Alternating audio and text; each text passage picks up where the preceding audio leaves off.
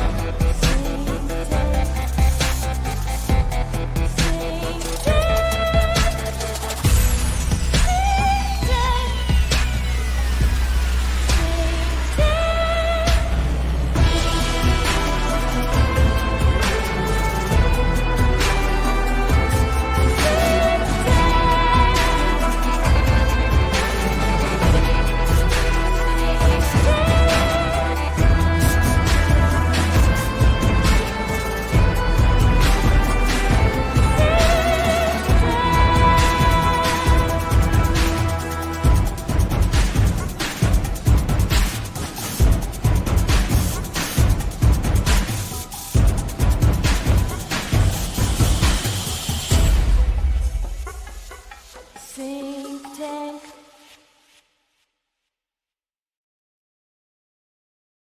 So they like doubled the price of Disney Plus, and they took Young Indiana Jones off of it. What I the didn't know hell? Young Indiana Jones was on it. Oh, dude, it was great. It was Oh, like the moment- I'm late to the party, aren't I? It's all right. You still get the torrent file, until That's George true. Lucas owns his own stuff again. I just go straight to the Krishnamurti episode, but yeah. Dude, yeah, where he plays soccer. Is it cricket or soccer? Cricket, You told me right? about it. I need to Cricket with visit. Krishnamurti. I think they play cricket. Maybe it was soccer. So I said let's continue this conversation on That's air. true. First Corinthians 13 is gay. That was your whole Can I point, just right? can I just read it? Can I just read it? Because Though I speak with Paul the tongues wasn't of an men. apostle, and he was probably Hold on. Can I just say the context of why we would be looking at it? So I jump in here. These guys are already here. They're discussing their beards, okay? Like as one does. And I said I was about to shave, but then it's good. I can go on here and look like a nerf herder like the rest of them. I've been about to shave for 8 days. I don't know. And then I made a comment that I said Nerf when you become a man, you put childish things behind you. And I said 1 Corinthians 13, one of the best books in the Bible, to which Willie Will took issue, saying, "Oh, when people say the best, this is the best comedian." You just said the one of the best, but I did. I guess I don't know. If that's what I said what before. I That's heard. what I'm saying now. But you're sticking to your guns. I get it. I am. But anyway, you want to read 1 Corinthians 13? I might cry. Go ahead.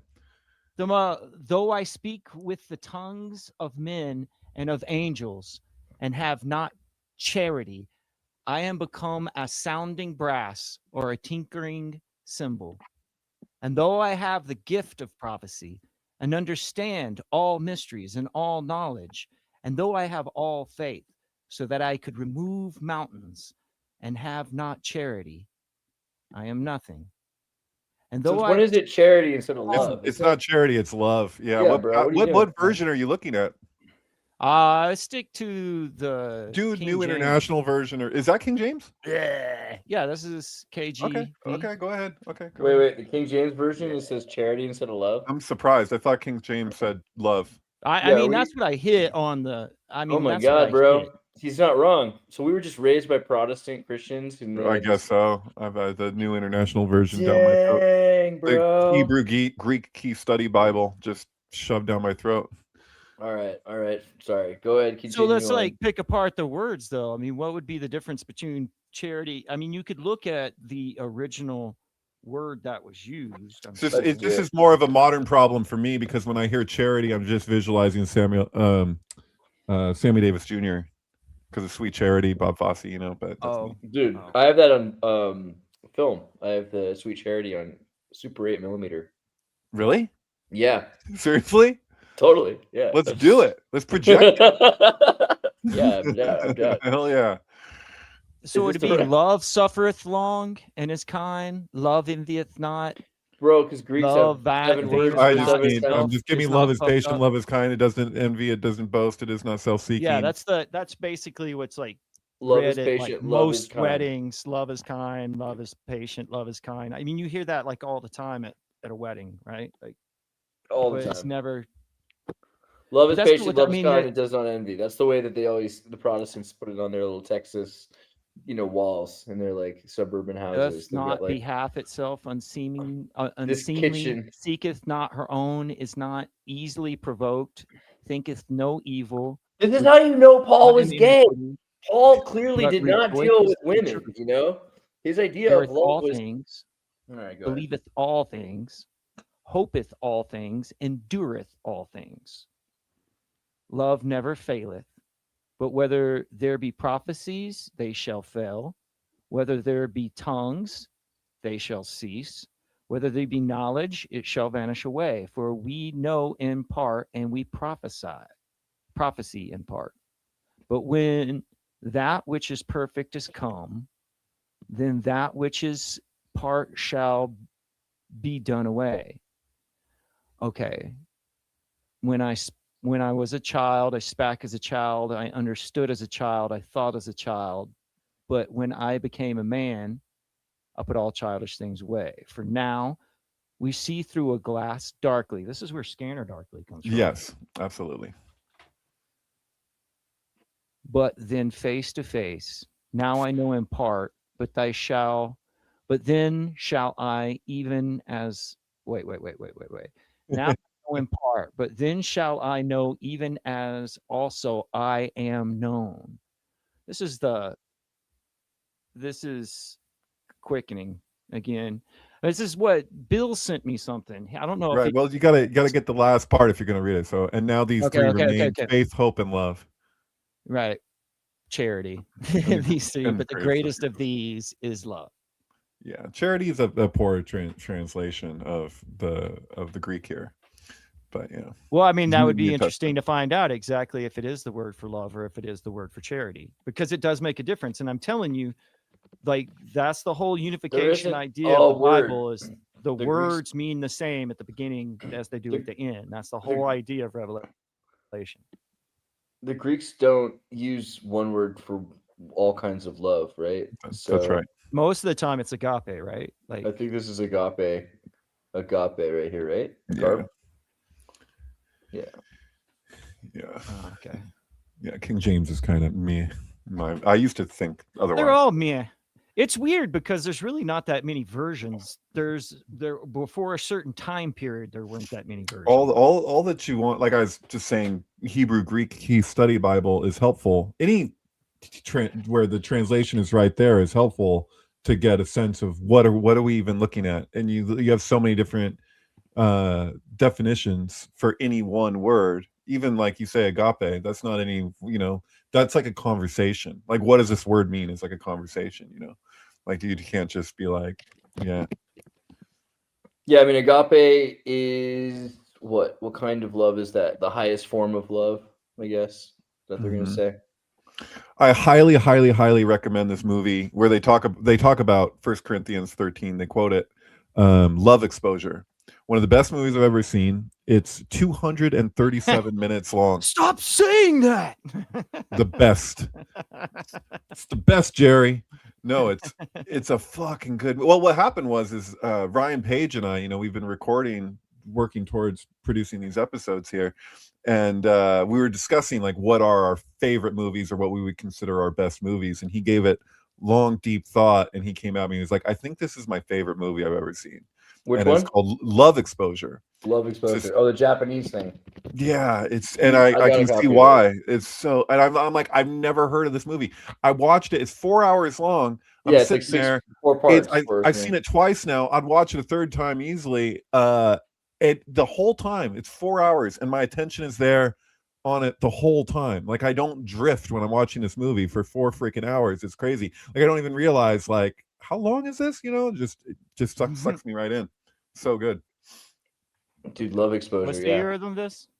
2008 or something? Is that right? Or is it earlier than that even? Nice. 2008. 2008. Bizarre love triangle forms between a young Catholic upskirt photographer and a misandric girl and a manipulative cultist. So good. Guys, I got to tell you, 2025 might be the worst year for movies ever. Why? What do you mean by that? Stop saying that. You're like, what do you mean It's by just that? nothing. I mean, Because like basically every year can be pretty bad for movies in different ways, you know. Right. there's just Depends on nothing what kind of of movie. merit. It There's depends just- what you I mean by don't know, that. Like we So can like like Bill, let's Bill- look at what came hold out on. this year. It's like a perfect time of year to look. Tron came out, I and don't know if Tron's any good. that's the thing. What do you define as good? Because if it's a movie that I have to enjoy for the script, then maybe not.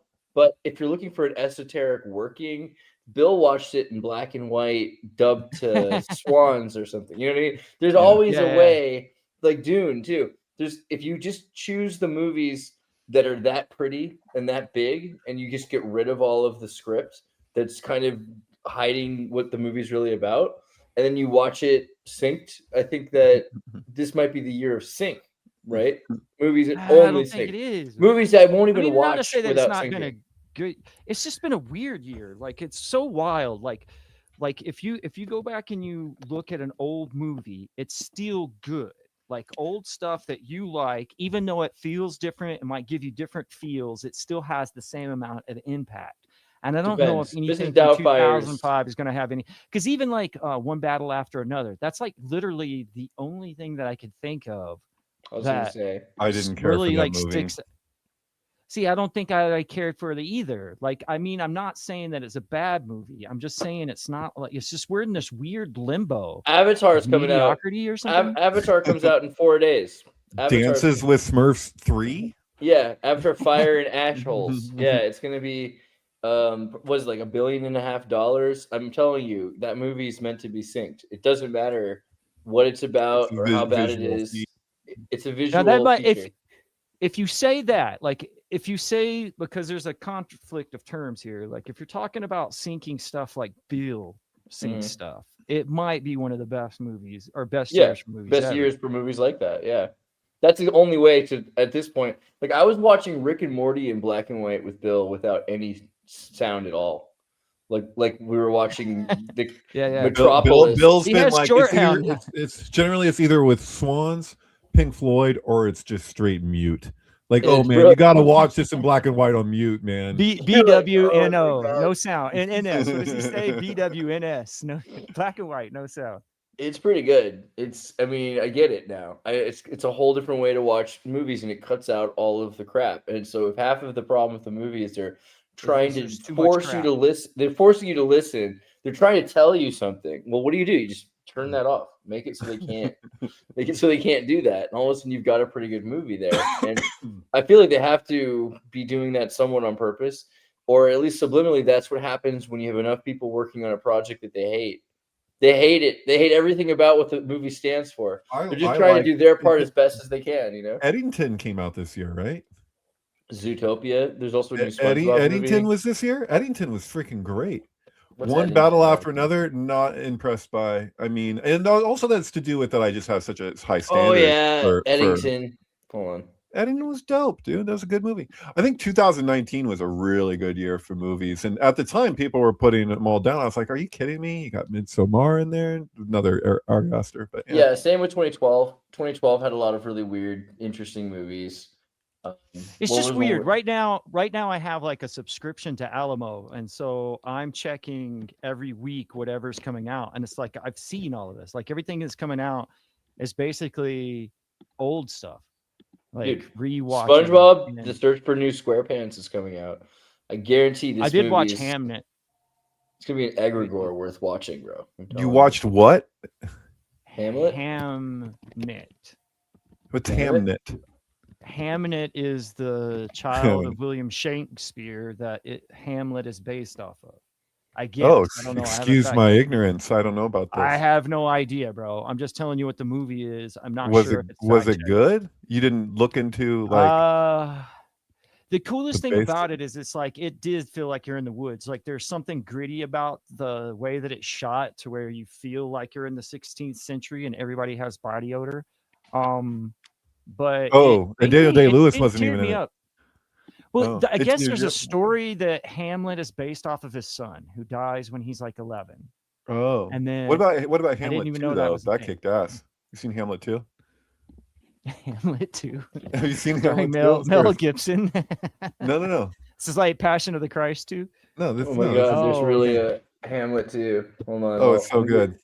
Let me get the sound playing. Someone's calling you over and over again, David. I think they're really. No, I think it's my Oh, folks. I told them I was Weapons. going to do a podcast, but yeah.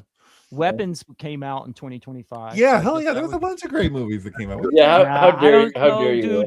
Who dreamed Honestly, of leaving bro, Tucson, Arizona, nobody but knows. no one would The give them only a thing anybody's chance talking about until is, like, one drama teacher came up with a show so offensive, so profane, so stupid, it just might be their ticket to stardom. Hamlet 2? Hamlet 2? The Deuce, correct. The time machine opens, revealing Hamlet and...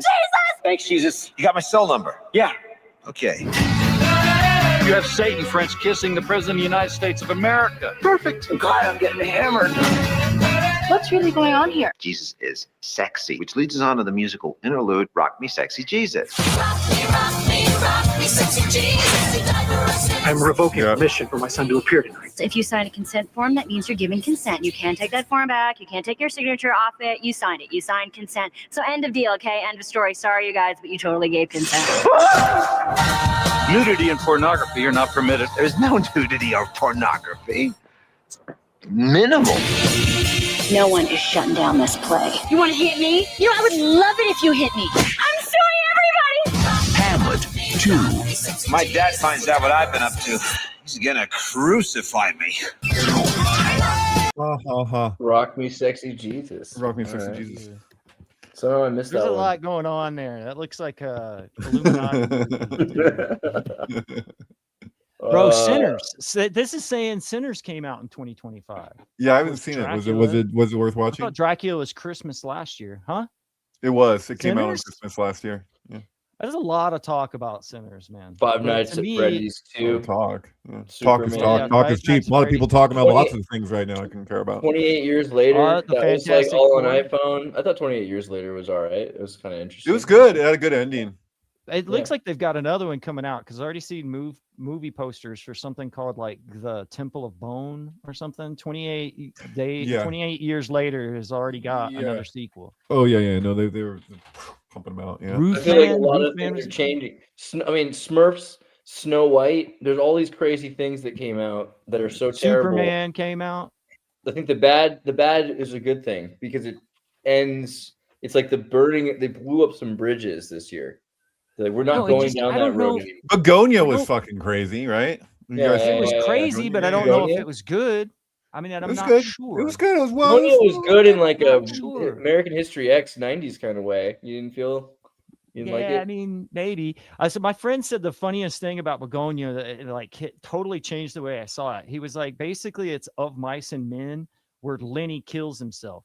And once I heard that, I was like, oh, that's what it is. Because the real dumb. You remember the one guy who was on Saturday Night Lights? I can't remember his name. Do you know who I'm talking about? Like the smarter of the two individuals in Begonia, and then one's kind of stupid and is led to do everything, but he ends up killing himself. Somebody's like, well, You he's just basically spoiled Lenny. the freaking movie, man. Dare you. Hey man, on. spoilers. It's 2025. You know, man. I gasped. You know. There's a new Larry Boy movie coming out. Oh, why can't I? It ever was get- stunning. Oh, you're showing stuff right now. That's Oh okay. damn, this phone, man! I'm gonna have to answer that. I'll be back.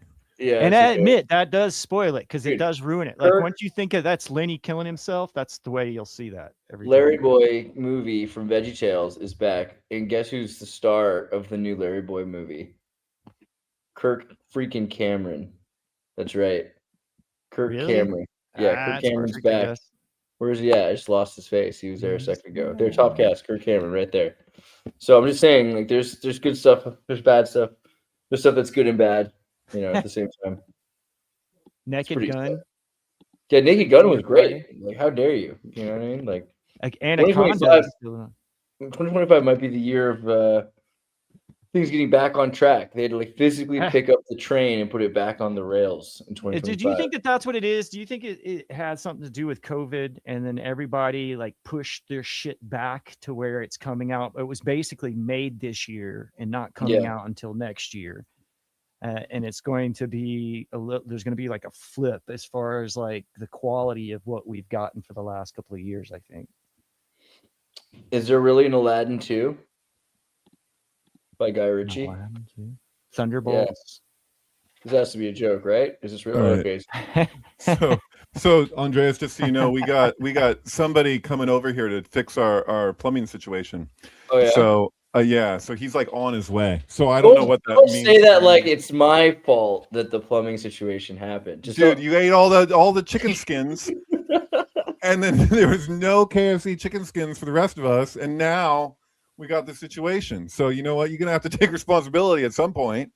You know kind of what it felt like. What at least are you're you guys alive. talking about? No, it's actually the shower has a leak.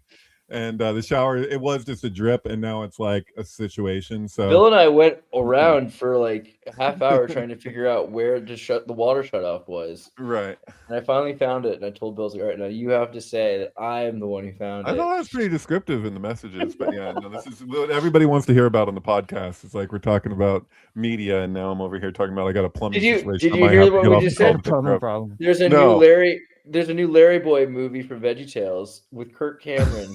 Oh, really? Yeah. So I don't know if that proved Will's point. Hey, wait, I don't know enough about. Is VeggieTales like super Christian? Is that the deal? Is it? Yes. Oh yeah, totally. Yeah. Okay, I mean, it makes sense that he's involved with it. Once he probably wanted to be involved with it. Dude, VeggieTales though there's a whole weird conspiracy behind VeggieTales, right? Like they're from Minnesota. They had lots of money to build this computer system that they got from some secret partner who's a military CIA associated guy called Mr. X, right? Like he gave him a bunch of money to like build VeggieTales. And then they had some deal with DIC, which was distributing the tapes. And then Dick died, and then DIC didn't have a physical contract, sold the company, and they said, well, you have a contract that doesn't exist on paper with us. They sued VeggieTales and won. And Disney at the time was trying to take them over, so Disney was like a major reason for this, apparently. And so VeggieTales went from being the biggest thing in America, because it was right when Disney was losing out to Pixar, and there was that battle between Disney and Pixar basically bought Disney. They say Disney bought Pixar, but let's be real. You know what is that true? I don't know. What is that? Is that what happened? Yeah, so Disney was trying to compete with Toy Story with this movie called Romeo and Gnomeo and Juliet, right? It was like and Disney was so off the deep end without Pixar, and they lowered the value of their own stock, and I'm sure they did this on purpose, but it is what it is. They brought themselves down, and they hit this huge Disney stock exchange to buy Pixar. And after that, Lasseter became in charge of most of Disney Animation Studio, and Iger, already was a hugely important chunk owner of Pixar before this happened. So Pixar Disney is a whole new Disney. It's literally the transition from Pixar to Disney. Is a lot. Okay, I get it now, because I'm thinking about it. And I'm like, dude, like Toy Story has no Disney quality to it whatsoever, because it's not freaking Disney. But now the Pixar movies feel like more Disney. Disney is in every. I'm watching goddamn Alien movies, Predator movies, and I'm watching a fucking Disney. And I can feel that I'm watching a Disney movie. Disney. You're breaking my balls, Disney. I can feel like there's Disney spaceships like in the Xenomorph Queen has become a Disney princess, bro. Totally. Yeah. The Xenomorph Queen is a Disney princess.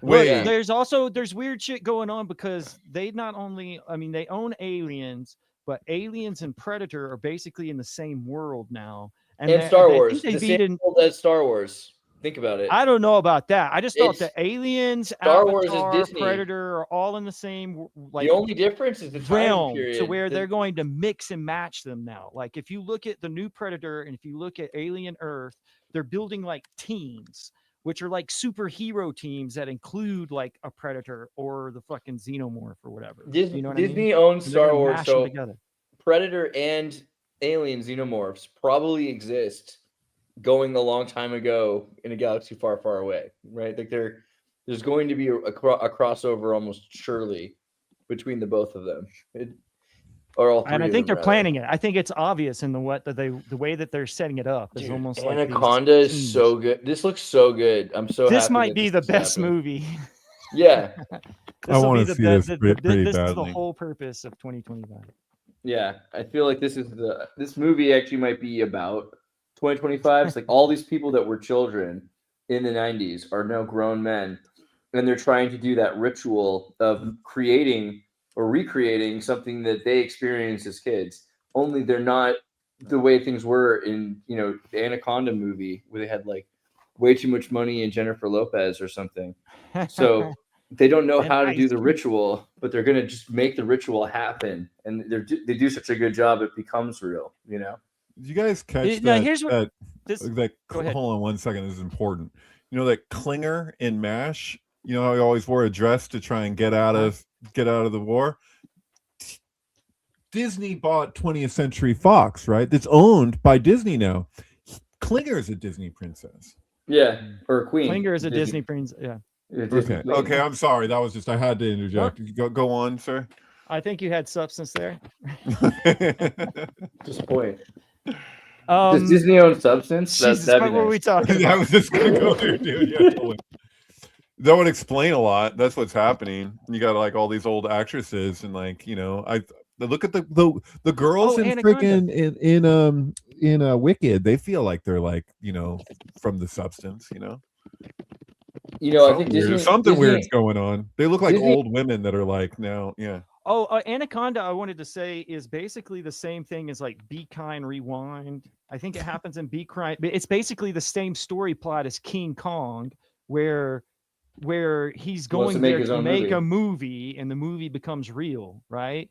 So like Anaconda is, and in fact they're just changing the symbol of the beast is no longer the monkey but the snake, right?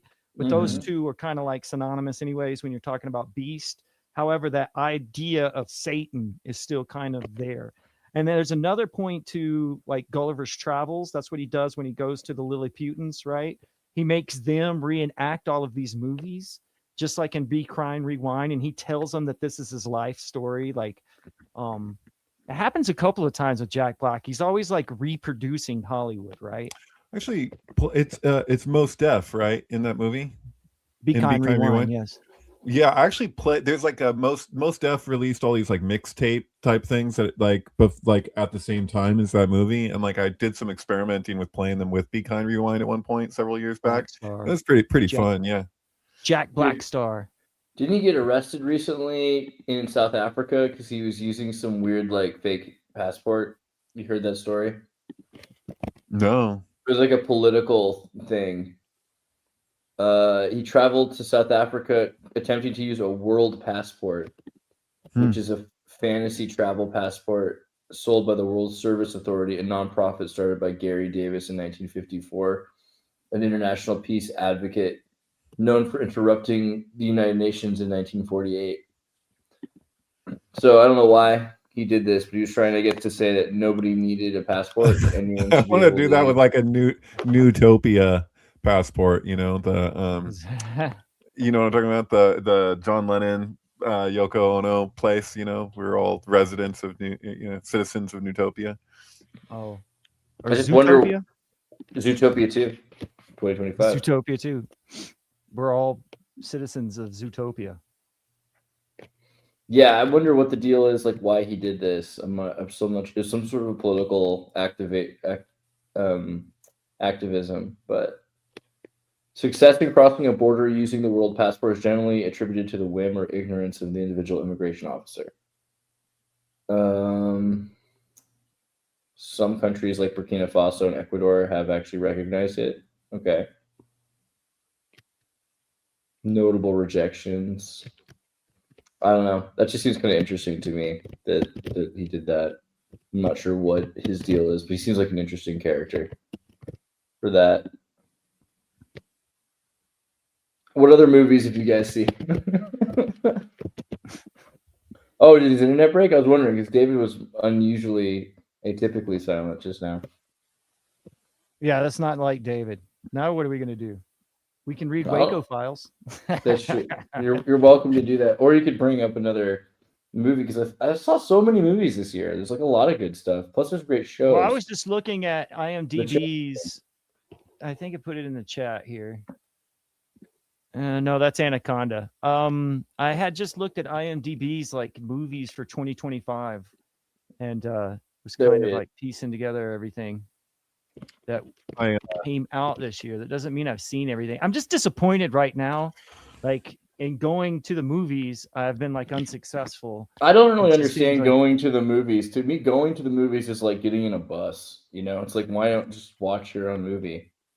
Am I wrong? It's just something about it, man. It's something about being in a theater. And I think that Bill's whole experiment with the black and white is to this also, because he made me we get were out projecting our movies too in this house. Right. So like, my living room saying. is a movie theater. So if we didn't have that, if we had a small screen, then maybe we wouldn't be treating it the same way, you know? Because like there's something different. There's something better about watching. Like I had brought out my projector, and just even doing it, if the screen is like breezy, it's still for some reason better than watching it on your phone or watching it on a like anything's better than watching on your goddamn phone. I'm with David Lynch on that one.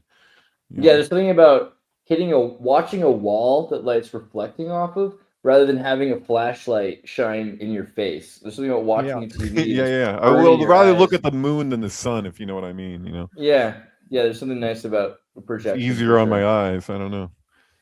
You know, I don't know if Mission Impossible Final Reckoning was also pretty cool because you get to watch Tom Cruise die, and they bring him back. But you know, spoiler. Still, that was fun.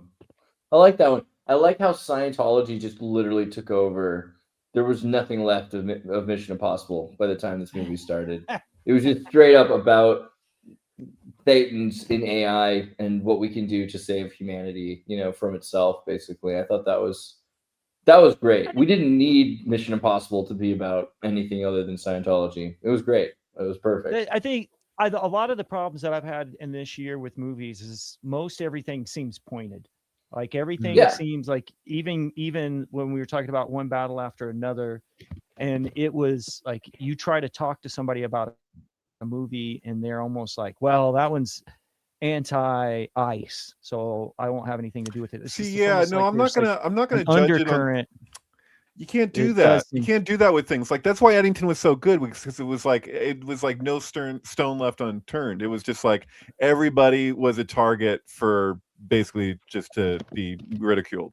Like, and that's what made it so good. And when they like the rich Antifa folks show up, like it felt like that one dude put what's his name? Who's the guy who was already mayor? He's going against Pedro Pascal. It felt like that guy was just like playing himself in real life or something. Like it's like he's like, "What's the part?" He's like, "That's me. I'm perfect for this gig."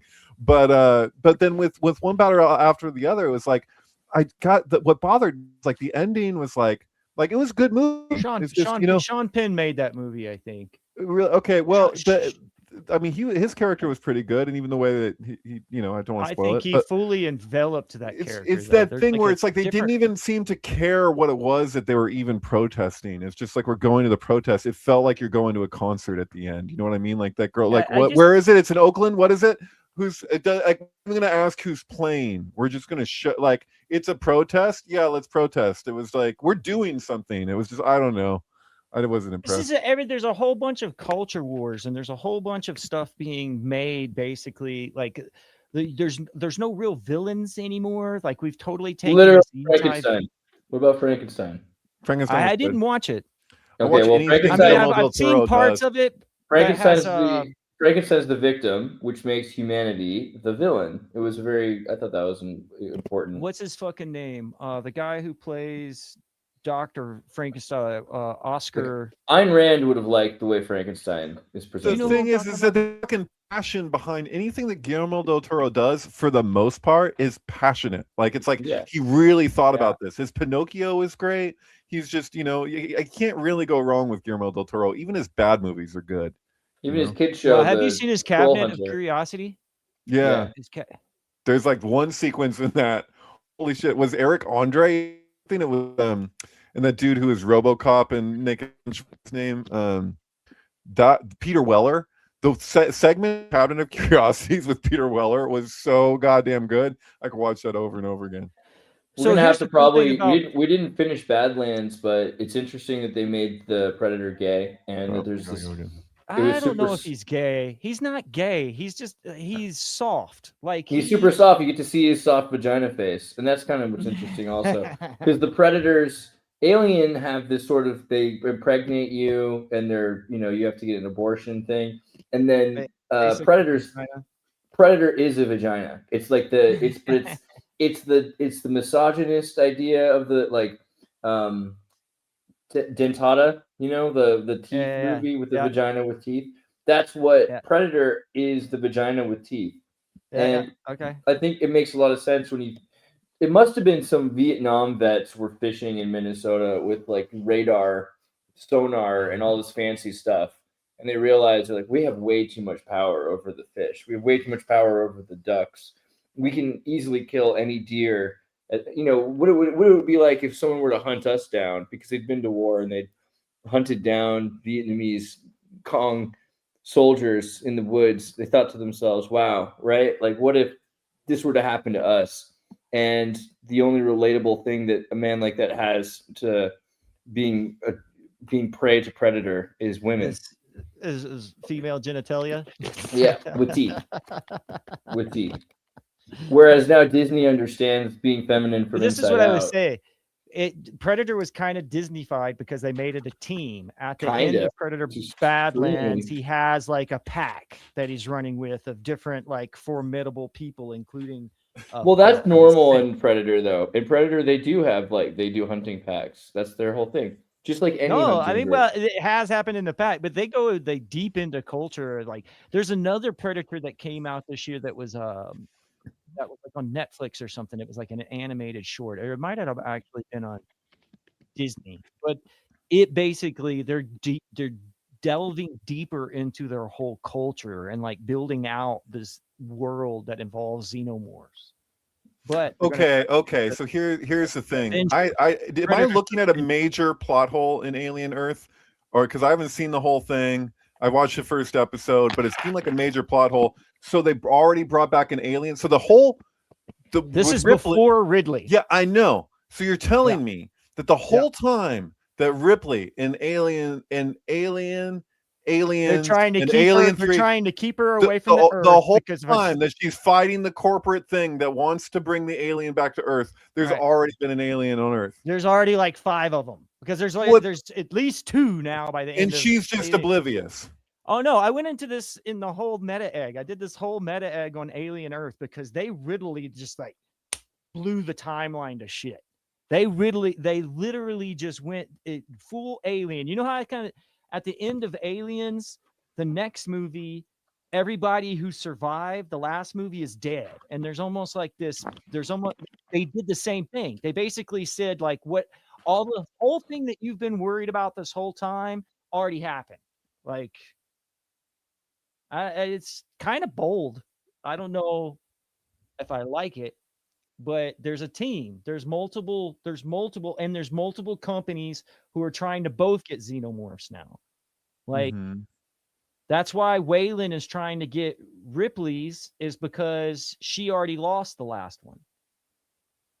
Yeah, plus they're at a corporate black site. There's only one of them, and it's probably going to die, right? Or escape, because it's Disney. But at this point, it shouldn't be. Go ahead, say it. Sorry. About Frankenstein, like Oscar Isaac. I got at least like 4 Oedipus stories with Oscar Isaac, including Dune. But I think Frankenstein is basically an Oedipus tale also, isn't it? Right? His creation comes back and like tries to take his wife. It's Oedipus. Frankenstein is Oedipus. No, it's literally in the title. Promethean. It's Prometheus. It's a modern Prometheus story. Isn't that the story that's most commonly told?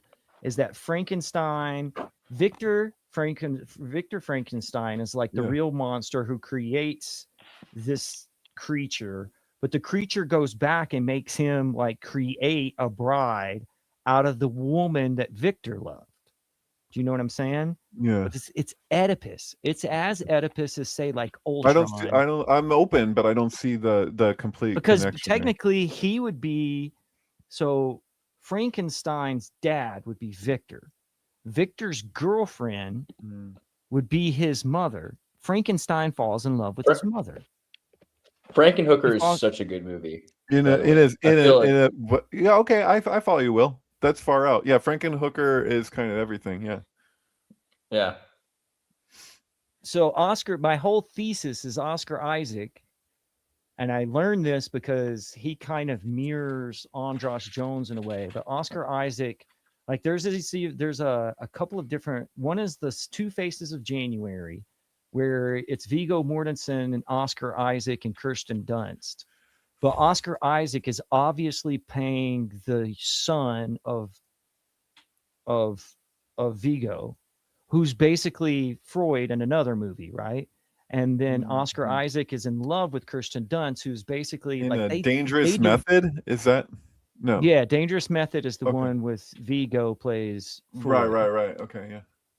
So because there's this weird thing with Viggo plays in this movie with Andras Jones, which is also edible. You get what I'm saying? And so both like there's like there's a theme of Viggo carries on this Oedipus like complex of like weird sinks, and then it intersects with Oscar Isaac, and Oscar Isaac has like carried it on to multiple settings because that's what Dune is to a certain degree. I think I'm having a difficulty because when you say Oedipus, I wasn't necessarily just thinking about the Freudian Oedipus complex as much as how this particular mythology, like this storyline. There's multiple points of view on the myth, right? Right. And so it's like he'll have it from one angle, or there's like a coloration or a mood to the sink, but then it's from a different angle. So when I watched the first part of Frankenstein and I saw Oscar Isaac, I was like, I may have never thought about Frankenstein being an Oedipus Rex, but it carries that thread. It's like looking at it from a different angle just because that one actor carries that with him. Right. But if we were going to go and like apply like Freudian stuff to it, probably. He just cuts him right off. Yeah, I thought am I missing this? Say it again, David. You got frozen for some reason. Dude, we're having weird issue. My computer did something it's never done before earlier in this conversation. It gave me like a weird signal and was like, it's not fun. It all shut down. I was like, but anyway, yeah. I was just saying, like, if we're gonna apply Freudian stuff beyond just the Oedipus complex to Frankenstein, I would be more in line with like Totem and Taboo. As far as like the treatment of like the villagers against the monster, and like we got to destroy it, like the scapegoat aspect of it all, like, and I don't know. I feel like communism and the Communist Manifesto is a direct response to at least the book Frankenstein. I think we've had this conversation before, this idea that you have this monster which is from industrialism and progress, and progressivism is something that's creating a unit of labor out of someone who's already died, right? Like it's out of bringing back the dead and exploiting them. So there's no sanctity anymore. It's just everything is cold and science. And what happens is they're hunted down by the community. So the pitchforks, the idea of using the same tool that your lords give you as your weapon against the monster, I think that's not an accident, right? For sure. Yeah. And so somebody in the comments has a good statement here. They say Oedipus is more like the dangers of self-fulfilling prophecies and how putting more energy into something can often fulfill opposite desire. Prometheus is more the cost of altruism and knowledge. And I say hubris. And it's a lot about the especially the context of the time that's coming out, why it's a modern Promethean story is because the hubris of wanting to mess with nature, and then the unpredictable like consequences of that, it's just like the way, which is relatable to Oedipus too, because you have this backfiring thing, like he's following his desire and he's in the face of whatever, like he's like, screw the consequences, and then he has to deal with the karma of that. So, But a lot of the Oedipus thing is what you're blind to. It's like Eyes Wide Shut, right? Like not just the movie Eyes Wide Shut, but the meaning of Eyes Wide Shut. Like he doesn't see, like it's the shock of like, wait, what? That was my mother. Wait, that was my father. Speaking of which, that's kind of how the White Lotus other just people ended. have used it. So like Frankenstein was a big Frankenstein was an inspiration to it's not Ultron, but okay, so it's Ultron and the Vision, and the Marvel comic books were basically written with Oedipus in mind intentionally. So Hank Pym creates Ultron, and Ultron tries to create a bride by the name of Jocasta. And I mean, that's like Oedipus's mother's name in the mythos. So like they're hitting on it directly. But what Ultron tries to do, he becomes in love with the Wasp. So his father would be Hank Pym, his mother would be the Wasp, and he tries to take the consciousness of the Wasp and put it into Jocasta. But they color it with Frankenstein. Like they mix the metaphors. Right, I got you. I got where you came to it. Yeah, but that's weird when you're saying like a replicant of the mother. You're like, it's like Steppenwolf. Oh, you stabbed the reflection of a woman with the reflection of the knife. What are we even talking about anymore? But there was that movie Splice. Splice is an Oedipus movie for sure. Like overtly, with Adrian Brody, and he like ends up sleeping with his own creation. Yeah, but I was going to say also, like, not everything's Oedipian. Some things are Pygmalion, and I think that the Pygmalion thing gets into this as well. That you're creating something that you love because you love the idea so much that it brings the thing to life. But then the thing escapes your idea and becomes itself. So you can no longer, and so maybe Oedipus is like that as well, that the son is created by the father, like, and that's something that's not, I think, thought of enough. It's not just about Oedipus, it's also about the father and what he does, right? And also the actuality versus your fantasy, right? Like that that was a thing with Jung's patient turned student turned psychologist. I always forget her name. Wilhelm? Did I say no? Carl Jung's patient, who became a psychoanalyst herself. Herself. That's the one from Dangerous Method. You just said it. Yeah. That's the story. But she had a bunch of contributions that are really like important in the psychoanalytic,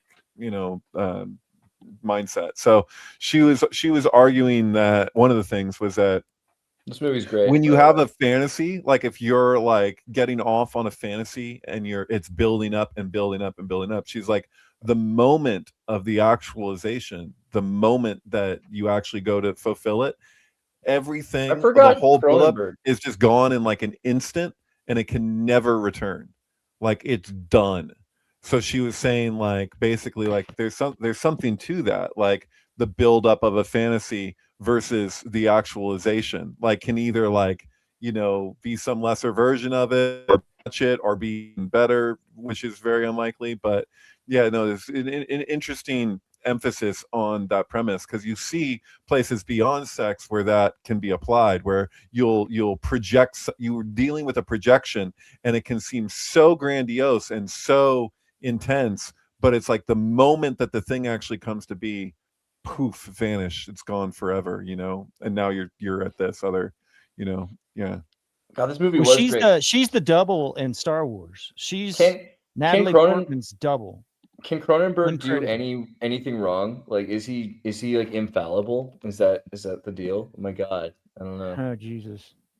Well, there's an interesting relationship between Cronenberg and Vigo, because they've done multiple movies together. There's like a stretch of like 3 or 4 movies where Vigo was like Cronenberg's guy.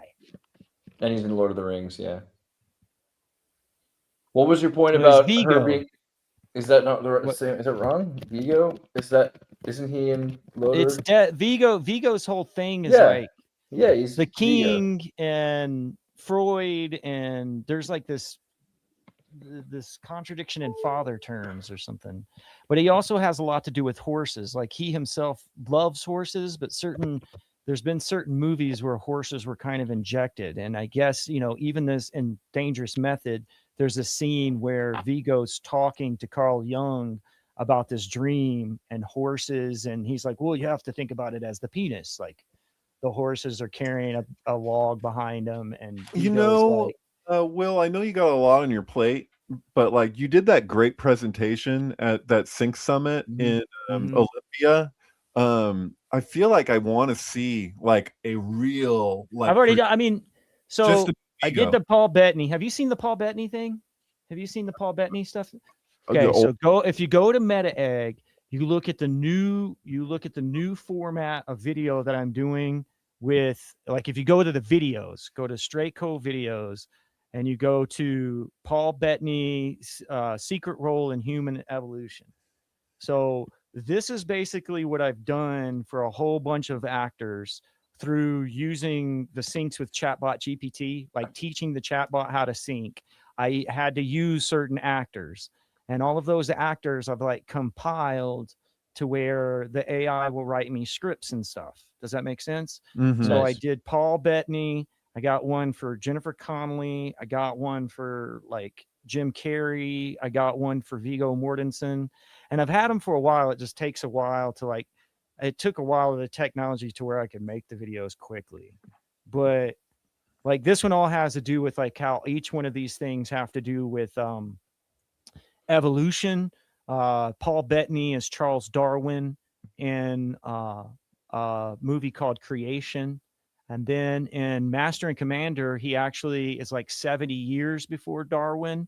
And he goes to the Galapagos Islands because he's trying to figure out the origin of species. Like he's getting to the Galapagos before he does in the movie Creation.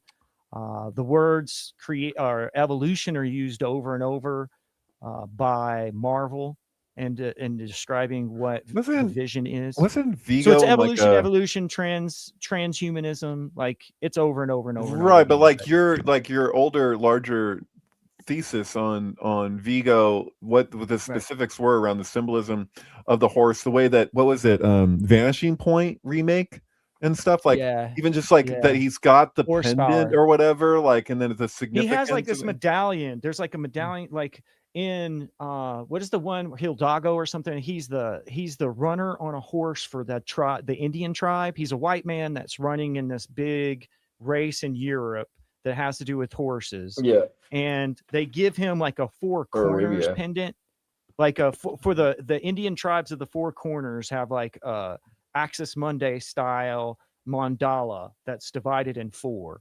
And that four corners pendant kind of takes over in different movies. It's sometimes the emblem of St. Christopher, you know what I mean? That one's used a lot because St. Christopher has to do kind of like with the same story as the Hobbit, so to speak. But it's always like the same. He has like a medallion he has as a necklace. Like in the Lord of the Rings, it's the little elf thing that he has. But it's like a common trope in all of his movies, and it just takes a different shape. And then the horses kind of stand for, what did ethos, pathos, and logos. What do you know about that stuff? Like these I read James Hillman, and how much of it did I really retain? I don't know. I should revisit it, but yeah. Yeah, Vigo's has this stuff, like you can think of the pathos is where we get like the idea for pathology.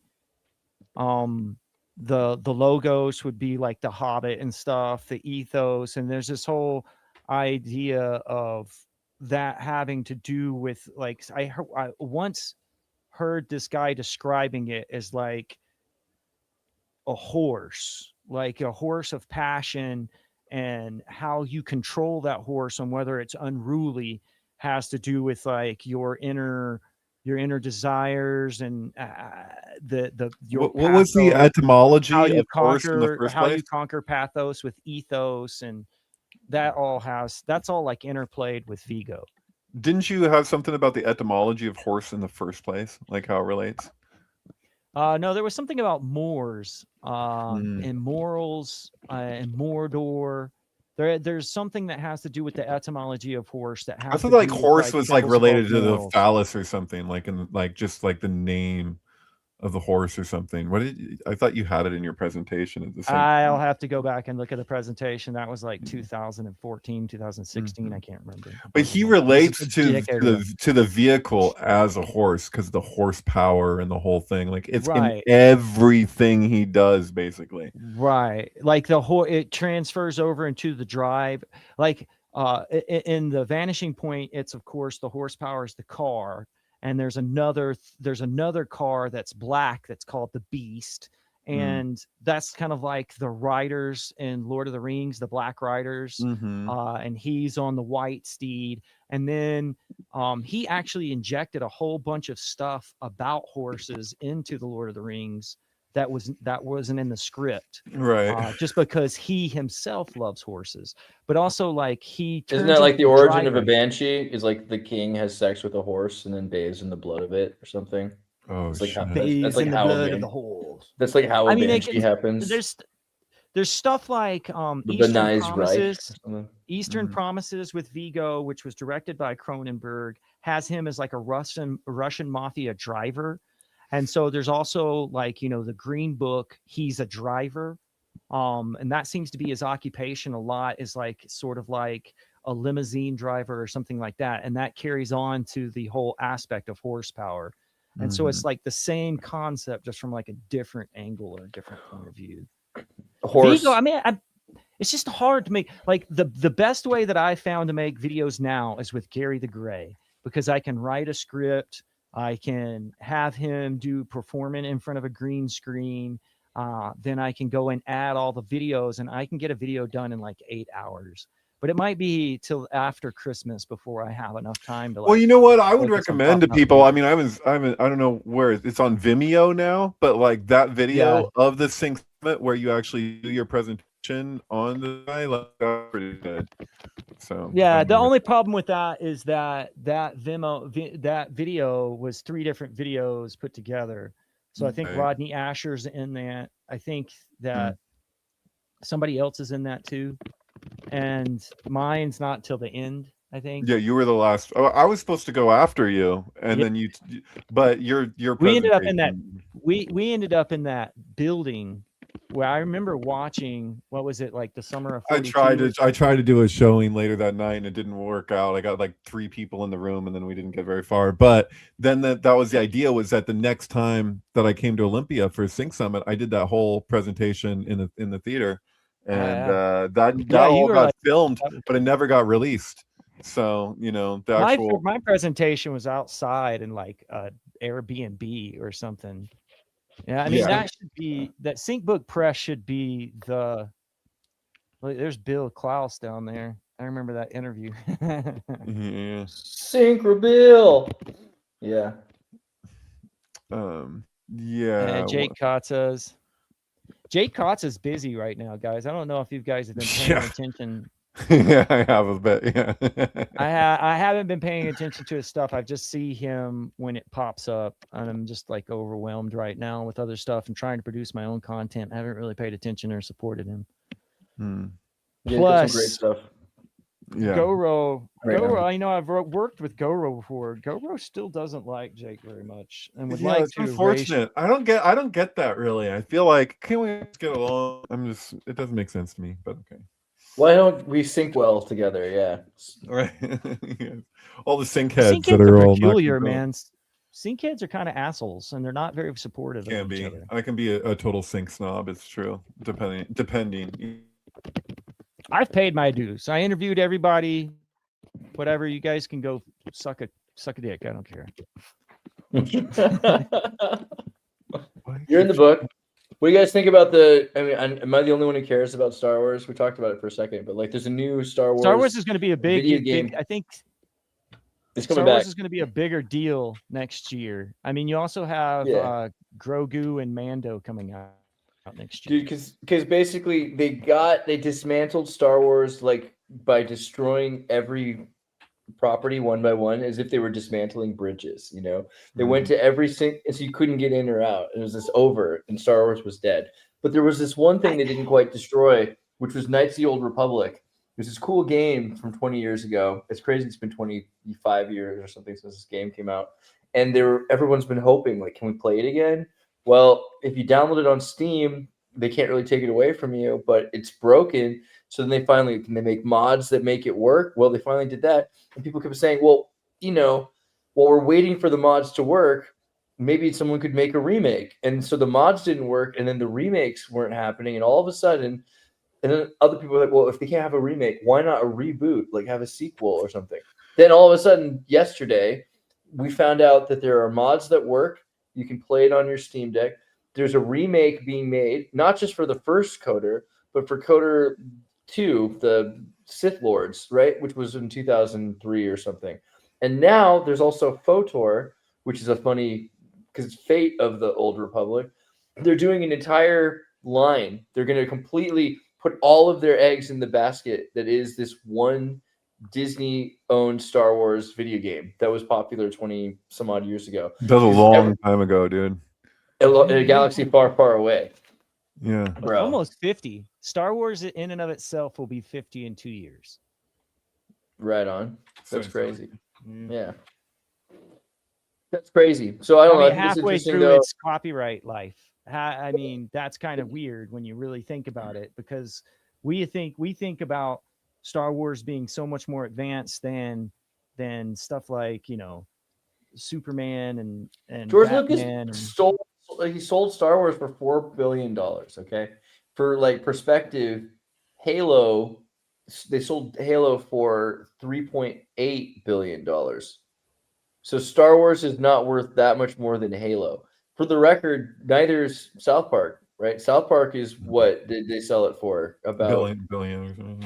No, it's like closer to 4, because if you think about it, they didn't actually ever sell it. Oh no, I'm thinking about what they just got paid to do what they're doing with. They just got paid, so they've created a value for this thing that's more than Star Wars, right? Because they're just paying billions of dollars to use the thing. How long for? For like 5 years? No, there's a weird factor with Star seasons. Wars, though. There's that whole documentary of the people versus George Lucas, where they basically show that like Star Wars has become like, of almost more than anything else that's like super well known and popular, that basically they reached a critical mass of people taking footage from it, imitations of it, fans doing shit with Star Wars as like cut and paste media, like it exceeds almost anything, to the point that they're just like gave up for the most part trying to control it. Now, that documentary was made before Disney bought Star Wars. I wonder how much that has changed. But we're talking about like those 3 original films are like basically like it's too much. Like they can't control it. So they basically gave up for the most part on trying to go after people for using it, For making fan films and things like that. All kinds of shit. Just like, and to me, like that's like, if you look at like THX 1138, and like that film feels like it's made to be played with. Like it's not just a movie. Like you're talking earlier about like when you're looking at a movie and you're saying there's like what you do with it, like how you like that kind of changes it. You're like, I don't know how good of a movie is THX 1138. I can literally like Brian Geisen this shit, just like take it and twist it and morph it and do different shit with it. Like that's a good movie. Like if I would used to, like back in the day, I would take like a television set with me to like when I would be performing at a rave, and I would put the TV in with a VCR in front of my turntables and just like play that THX 1138 on VHS, just like, and then run the sound into a 303 sampler through the whole thing and just do effects on it like while I mix it, so it's like a live, like, because it just feels like it just wants to be fucked with, like that, Well, I mean, that's Star Wars is you're the exact saying same way. Well, that's what he did with Star Wars, right? Like in 1997, he came out and he totally like reworked them and changed them. So the movies have morphed, they've changed, they themselves have been fucked with by him. So now you can go to Disney Chat GPT, right? That's the Disney GPT beta, eligible salaried cast members. What does this have like a trans bias just like integrated into it? Yeah, it's just like, I think, am I crazy here that to use Disney but Chat that's like Bart Simpson. Did you see that? Like it if looks you like hit the button, it's all of their IP. So it's not, I mean, there's Bart Simpson right there. Yeah, it's true. And I think I like... need to actually work for Disney to have this. We need to get Thomas in here. My ID, my yeah, where is Disney. Thomas? He wasn't able to make it, huh? His girlfriend's birthday. Happy birthday! Oh, happy Right, birthday! happy The birthday. Sagittarius is good for him. Yeah, Yeah. good for her. So Yeah, this is so like Disney just made a new deal for like $1 billion, which again, you think about that, like in terms of what money is, in order for ChatGPT and Sora to make Disney characters AI generatable. So anyone can make Disney character shows now. And this is incredibly good news if you think about it, because it means that humans that want to use this IP can make stuff that they actually want to show their kids.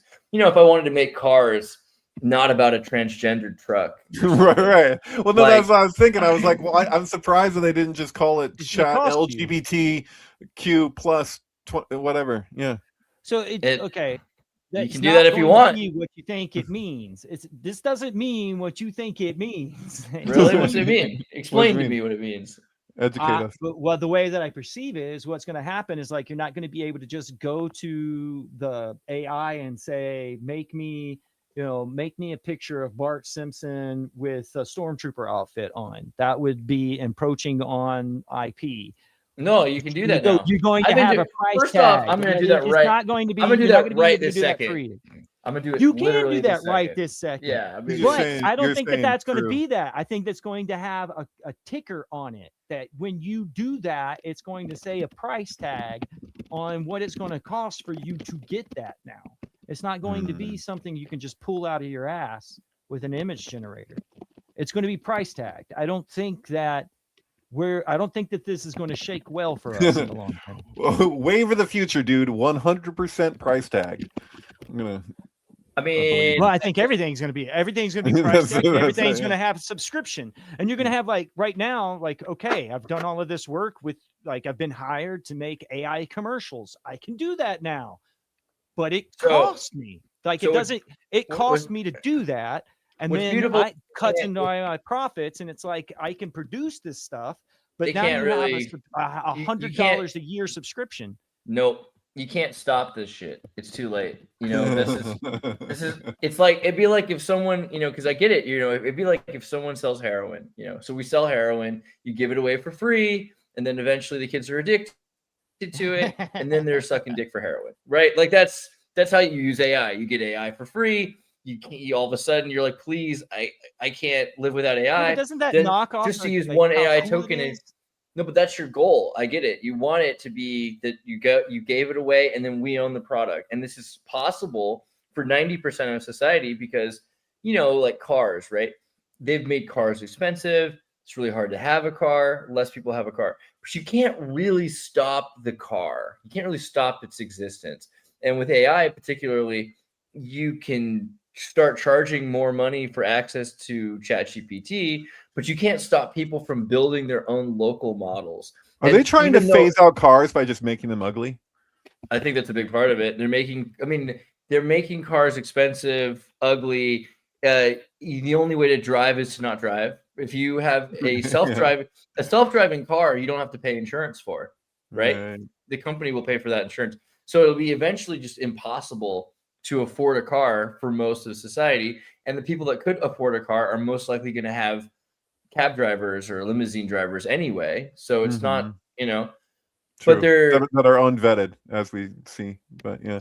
And this has been the big thing this month is that memory prices have gone super high up. You know about all this, right? Like about August, if you were to buy RAM for your computer, it would have been like if you spent like $100. Today you're spending $900 or more. Someone saw 32 gigabytes of RAM for $1,600. It used to be like $80. It's crazy. And companies are stopping making RAM. Micron is going to stop doing that. This, and then Samsung says they're going to stop making SSDs. So all these companies that could be making tons of money, they're not going to sell that to consumers anymore. What's going on? Does that have something to do with Taiwan? What's happening? It has to do with AI companies. If every AI company is going to build this giant server system and they're investing a lot of money into it, and they don't care if it costs $100,000 more, then why would you sell your product to a consumer instead of to that company? So these companies are buying all of the RAM so they can build these apps that you can connect to and it does whatever AI service they want it to do. It could be all kinds of stuff besides making pictures. Maybe it makes pictures, but maybe it makes music, but maybe it generates text, or maybe it's a lawyer, or maybe it reads philosophy or legal medical journals or whatever. All these, the big one is, you know, to replace human workers with these companies. These companies can then, rather than go after the people, they're going after other companies. So if a company will pay $30,000, $40,000 or $100,000 for installation of an AI system that replaces a bunch of their employees, then they will do that. So RAM is gone. People can't afford it. And that's the big way that they're going to control AI. And pretty soon it'll be impossible for you to use free AI, like Will's saying, because of that. Unless you bought yourself something that can run AI, which most people don't realize, they have machines now. And anybody who ever, if your kid plays video games, then he probably has a computer powerful enough to hold a local model. So I don't think they're going to be able to stop this stuff, right? Like right now, if I want to make my own music without Suno, right? Suno just made this deal where they can make AI music with Warner Brothers, and you can type in the name of a Warner Brothers musician. Udio did the same thing with UMG music, right? Well, then they could say they don't want you to make music that sounds a certain way, or they don't want to do certain things. Well, now there's a product called UE, UE GitHub. I'll just pull this up for you for a second. UE is the open source music production AI thing. It does exactly the same thing Suno does. There are open models for music generation available in the same places that language models are available on Hugging Face for free. You download them, you make music. It's pretty simple. You know, you can literally train this on the Doors or on the Beatles or on whatever music you want it to sound like, and it will sound like that. And this is free. And so I just don't think that you really can stop this stuff. You can't hold back the sea with a broom anymore. This technology's out. You know what I mean? I'm convinced that movie Eddington, that movie is supposed to be like, Eddington itself is the internet. Like that's like the key to understanding that movie, as far as I can tell. Like, because the whole thing is, according to Ari Aster himself, is that he took it all from Twitter mostly. So like the dialogue. So it's just like in 2020, like taking note of how everyone's talking. But the movie really centers around the data center. Like the data center gets built, and you can fight do all this stuff. But in the end, this is where it's all headed. Like it's kind of like a you can't fight City Hall kind of ending, you know, where it's like this is just what's going to happen one way or the other. You know, it's like heads I win, tails you lose, or something. You know.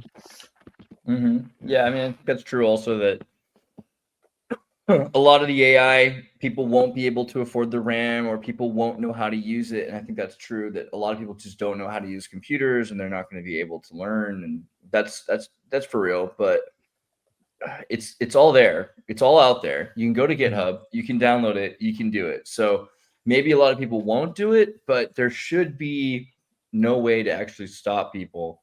And so what I see is companies can exist, make 5 years of profit, and go extinct. Because after 5 years, that technology becomes so ubiquitous, a company can't really make money off it anymore. Either it saturates to the point that people are over it, you know, and it goes the way of the dodo bird or the Scary Movie 3. And then the other way is that you have a sustaining. People say, we need this thing, so we're not going to rely on Skype anymore. We're going to have an open source video chat plugin that, you know, StreamYard, right? StreamYard's got like 3 to 5 more years of existence before AI and open source software replace it, because it, like Zoom and StreamYard cannot be, they can only exist as long as they're improving a product and saturating the market. And once that's done, either people stop chatting on video, or we have an open source alternative that's free, you know? Right. So yeah, it only lasts so long before a company can't make money off of a product. Do you think I can get money back afterwards? Jeez. From StreamYard's StreamYard? expensive. Yeah. Yeah, it's StreamYard's expensive. expensive. Like if you like, that's just the whole concept of subscriptions kind of like leak your profits now to a certain extent.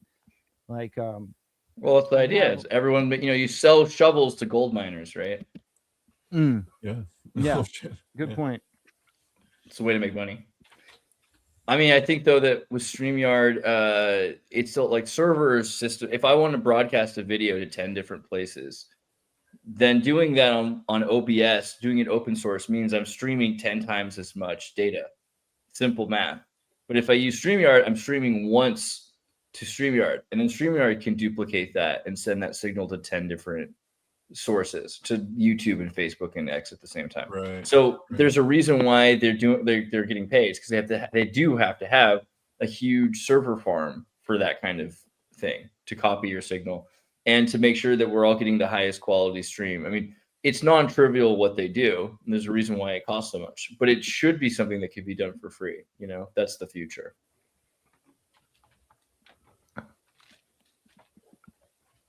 Nerds. Yeah, I want to show you something else that I've gotten with AI for the whole Waco stuff. I was basically, they paid for a subscription to Coral AI. Do you know what Coral AI is? Remind me.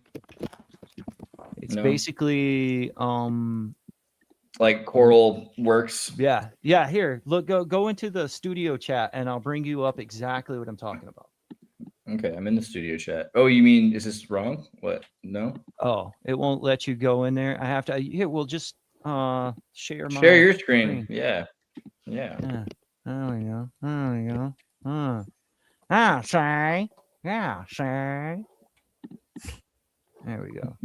So zoom in a little bit. Give me some of that Control Plus size. Click. Oh, let's see. Control Plus bigger. No, that's the wrong way to do that. The opposite of what I want you to do. All right, there you go. Control Plus. Okay, so can you bring that window down? Yeah, I don't care. Just do what you got to do. It's fine. Oh my God, no, that's way terrible. Okay, there you go. Yeah, that's pretty decent.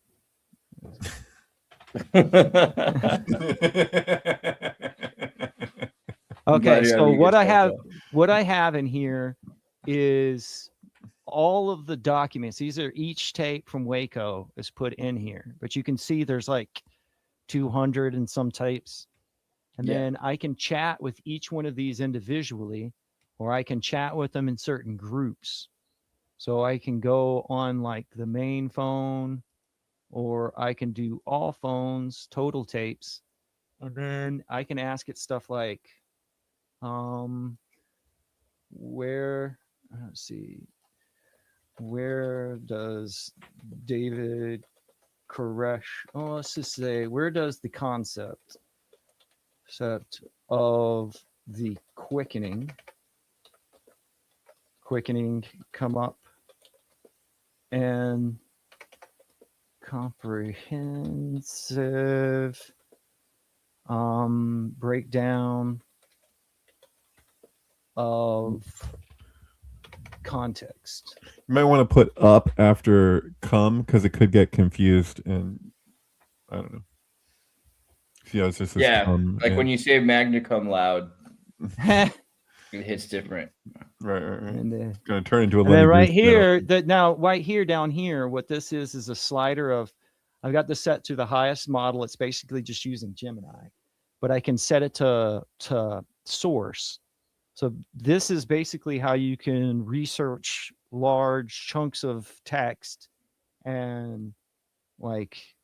So you don't have to have researchers anymore. This is how you make books, basically, by using Coral A's.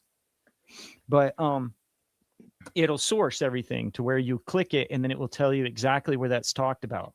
And you also have to understand that each one of these tapes, there's 200 and something tapes, and there's probably 60 pages per tape.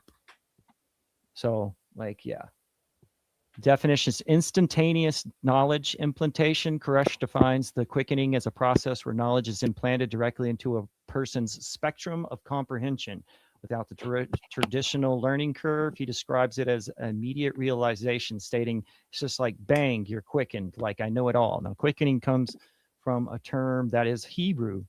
I think it's called chayar, David? Where I can't see it on the screen, but it's not on this screen. Okay. It's not going to be like quickening Hebrew. It's probably a chet, but you're saying chai, but it's probably a sound. Yeah. Like you're clearing your throat. Yeah. Chaya, right here. Kaya. Chaya, Chai, or maybe Chaya. But Yeah, it's like a yeah. It's like it's probably connected to be life. reborn, basically. Yeah, it's life. Chai is the root word, which is life. So like you say l'chaim, you say to life if you're doing like a toast or something. Yeah. So biological and mental mechanism. The document describes the biological mechanics of this process. Koresh explains that the reality formulation of teaching exercises the brain to awaken millions of dormant brain cells. He asserts that this process removes hindrances to information storage and callback processes, total recall, turning a human into a highly intelligent being capable of understanding the nature and supernatural. Mm-hmm. And It reminds me of Krishnamurti's thing too, that you could have just like in the instant, like it's just don't go back. That's just boom, revelation, you know. But yeah. But like I said, all of this is sourced. So this helps me go through concepts quicker. You know that every episode that you're on, there's a pool for you, Will, of how long it's going to be until you mention David Koresh. It's intentional. You guys have to understand. I didn't. No, I'm not saying. I'm not. I know. But I'm telling you that people are placing bets on at which point, at what, how many minutes it's going to be before you mention David Koresh. It's not a bad thing. I'm changing. You should know that they're placing money on it. As soon you as guys you were are gone, going you to said expect it out of me. Like this was the plan. Have you? Because once you get to this information, you realize that there's a result of sort of like a tainting of public perception because of media, and of course, us as sync heads, we study the shit and conspiracy theories and stuff like that all the time, but like don't consider that it works on us. Like there's a certain amount of information when you're young, that especially when you're young, you don't realize. Certain... there's context that you have built into you since you were a child. Like Waco is one of those things where you might have been too young to really analyze the TV when you were learning about Waco or JFK or something like that. So that's why a lot of people like to reanalyze JFK, because it was such a message, a narrative that was told to you that you just accepted as a child, like Santa Claus. So Waco is like that. You don't think about Waco, and then all of a sudden you're like, oh man, Waco. Of course, everything's a lie. They must have lied about that. What was the truth then? It's formulaic, and then if you go deep enough into the particulars, then you'll see where that formula is repeating itself. That's 9/11. That's JFK. That's the value of digging deep into particular conspiracies at time. We need a water slide park at Waco. You can see the formula, the format that gets cookie cutter through. So sometimes when you say things, David, and I like correct you and stuff, I don't mean to be rude. It's just that I don't want to be like, to me, there's a responsibility here. Like I can't be at fault for someone going, oh, well, then there's no way I'm going to study Koresh. Right. I don't want that. You're going to have to study this shit and come to I set the intention to be willing to stand reflected, because I can't freaking stand it when I watch people refuse to do that. And I see that with a lot of the like big influencers out there, that they won't back down and they'll double down. And it's like, it's like the branch Covidians, man. It's like at a certain point, you got to be like, yeah, maybe I was wrong about a few things. Oh, maybe I can share some of the particular things I was wrong about and like own up to that. It's good. Well, I mean, there's good points made by the Davidians when they're in there. They're talking about like your main perception of us is that there's some sort of pedophilia involved. But at the same time, your President Clinton is being charged as being a pervert. And there's a lot of reflection that goes in that to us now as it stands with the whole Epstein stuff and how we feel about Trump and how we feel about, heroes of ours that are like somehow are they discredited by being like, how can you hold pedophilia against Koresh? If you with the particulars around Epstein and Trump, you're going to have to, if people really want to take that position, they're going to have to go there with Oprah too. And Weinstein and all these people, but that's the thing. It's like, well, that's the thing is that heroes. you can't like, they don't want they seem like they're on the same level in that way. Somebody in the comments just randomly says disco song Supernature on my top 10 played, which is funny because yesterday I ordered the LP of Supernature by Goldfrapp. Is that the one they're talking about? They're talking about something older. I don't know. But yeah, Interesting. because it's got like why the right horse and all that, which is probably relatable to David Koresh, the white horse thing. I don't know, but yeah, weird. I just have to say that because I'm like, why did they comment that? I'm just like, I'm over here buying Supernature, and then they just say that randomly here in the comments. I don't know why. Yeah, I anyway. had a good week with the Davidians because I got them talking about movies now. And you did hear that I said Branch Covidians as a pun. Yes. I didn't say Davidian. Okay, Yes. good. Just making sure. Just want to make sure you all got the joke. Yeah, I got them Wait, talking about movies now. Now there's a lot of secrets that they were watching movies like as sort of sync interpretations. Really? So what I want to sing some with Lawnmower Man. Maybe David Koresh with Lawnmower Man. Because do you have an album of his? There is there's stuff available. You can find it on YouTube Music. Okay, well, let's take if there's a like what is taken to be an official like album or like a long thing from him. Like I want to play with Lawnmower Man. He wanted to make a movie. He wanted to make a movie. Well, it's basically what you're dealing with at this point is that Waco is exactly what happens in the book Valis by Philip K. Dick. There's like they are except they're not trying to make one child. They're trying to make 24 children, and they're trying to make a movie that they're going to write the soundtrack for that has the visual symbols that they want to relate into it in the exact same way that happens. So synchromysticism is largely inspired by Philip K. Dick. If you go, and I mean, we've talked about this before, but if you go and you look in your Sync Book 1 at the recommended, it's all Philip K. Dick. Everybody. Will said Supernature, laughing out loud. The song is by it just so happens that I bought an album called Supernature. But unrelated.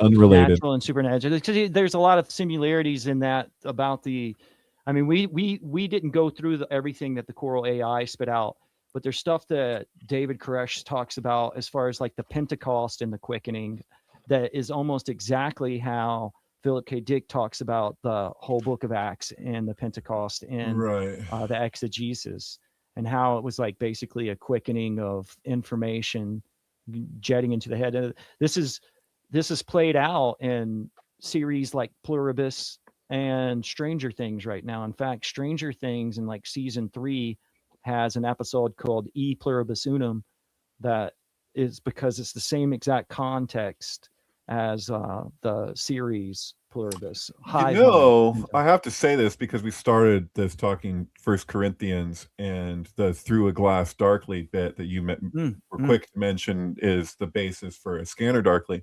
A scanner darkly is obviously referring to AI and the screen itself and relating through an interface. And the question that he poses in the passage in the book, the titular line, right? When he's like, does it see, how far does the scanner see? Does it see into the soul?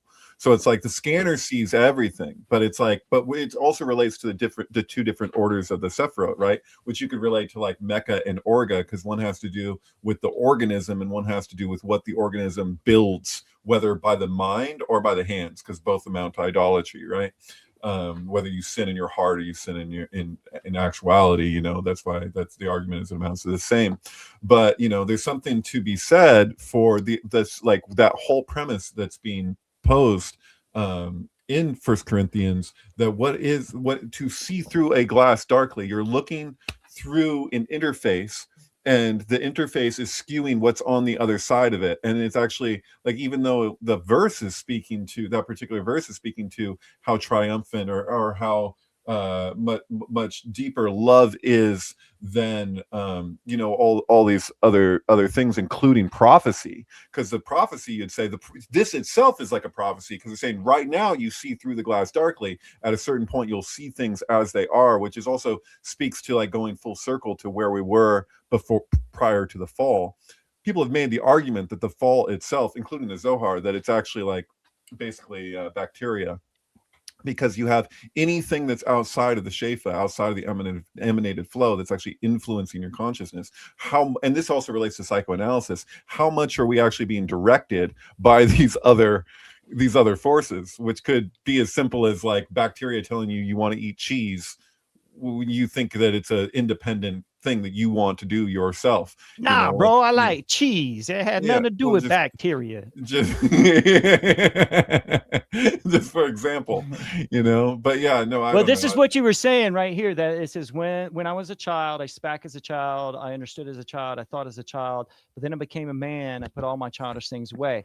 For we see through a glass darkly, Right. but then face to face. Now this is like sort of like the Gnostic view of Yodibbawath is pulled out of the water by Sophia, and Totally. he thinks he sees the reflection. He sees Sophia face to face in the water, but thinks it's that it's a reflection. And right here it says, "Now I know in part, but then I shall know even as I am known." And this has all to do with what Bill sent me not too long ago about the monad. The whole concept of everything goes back and becomes part of the nomad. You become known, but in the knowing, you know all. Like to be known, you have to be in the collection of all knowledge, so to speak. Yes. And then the quickening is this idea that we are born again through knowledge, so to speak. We are born, we have flaws, and we're kind of like he says whole planets are evolved through the quickening. But that's basically what happens in pluribus, right? Like everybody knows everything that everybody else knows, and there's only 12 people on the planet who are not connected to 13. 13, right? Including Including Christ. I mean Carol. Yeah, including Christ. Yeah, who's basically a reluctant Messiah, right?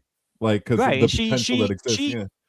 Right. I mean, but it's like I was saying to Bill, most of the time, like the things like hive mind and Stranger Things are seen as the adversary, right? The pluribus is or Star Trek Contact with the Borg. The Borg is like it's a monad, but those are always seen as being like the enemy, and the God is often shown as the enemy. I mean, you have stuff like the Avengers, which makes Thanos, I mean, God, he even shows up on a throne, and he snaps his finger and half of the people in the fields disappear.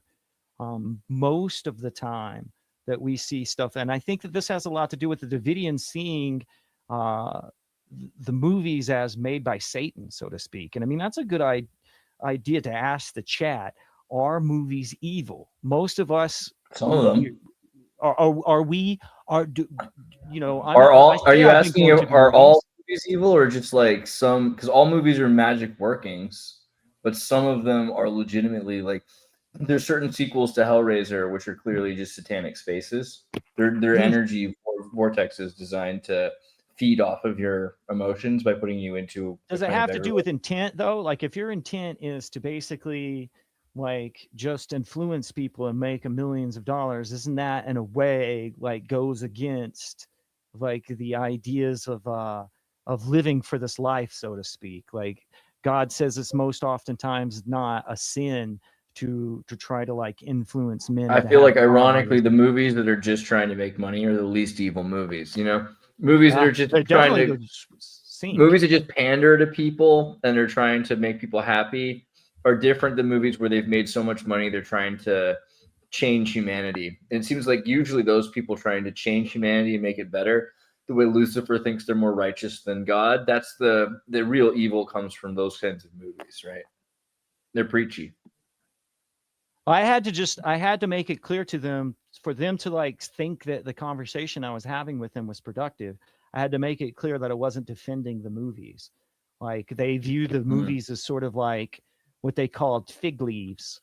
So like the idea of the fig tree has a lot to do with culture. That's what Adam and Eve put over their genitalia when they first like lose contact with the monad, so to speak. And they see each other as individuals and not like they're aware of their differences. And the fig tree is also used in the sixth seal in Revelations, is like when the earth starts to shake, all the leaves will fall off the tree. But you can see that it's kind of like a direct link between the two symbols as sort of like culture. So the fig tree is like, it was also where Rome was founded. Rome, the twins that were sort of nursed by the wolves. Romulus and Remus are found underneath a fig tree, so to speak. And of course, there's the parable of the fig tree, where Christ sees this fig tree and it doesn't have a fig for him, and he says, "You will never have another fig," and the tree dies. I mean, all of these are kind of symbols of like a failed city state that doesn't please God, so to speak. But that's how they view movies. It's just like pieces of those fig trees that go away and are blown away because they're impermanent. So, and only the things you have to be of God to be permanent. What do you think the verse about the fig tree, you'll never have another fig because you didn't have one for me? Like, what do you think that means? It directly has to do with the sixth seal. That's what I'm saying. Like, the whole trick is the concepts are the same concept no matter who the writer is. And a lot of our misconceptions about the Bible come from this idea, this modern understanding is where, oh, this was written over centuries. It was written by different authors. It was written during different cultural periods of time and everything of that nature. And so they don't match up or have the same things in mind. However, the fig tree parable happens when he's going into the city and he turns over the tables of the money changers. And so it happens at the very beginning of that sequence. And then they're on the way out of the town when he explains to the disciples. And what he specifically says is like, if you say something out loud, like if you have the faith that your words are of God, then you can move mountains. And so that has a lot to do with what we were talking about Corinthians, 1 Corinthians 13, where he's talking about, if I have faith, I can move mountains. That comes directly from the parable of the fig tree. However, it's important to know that I have evidence enough to say that the sixth seal is basically spoken aloud by someone to start the earth to have earthquakes. And Interesting. Because what do you mean spoken aloud by someone? Well, so the key to David, as according to David Koresh, is that the Psalms, as written by David, are the thoughts of Christ, which means that there are it's kind of wild, because if you read all of the Psalms, they are written from different perspectives. They're all written as from David, but some of them are written from a female perspective. Some of the writers have children.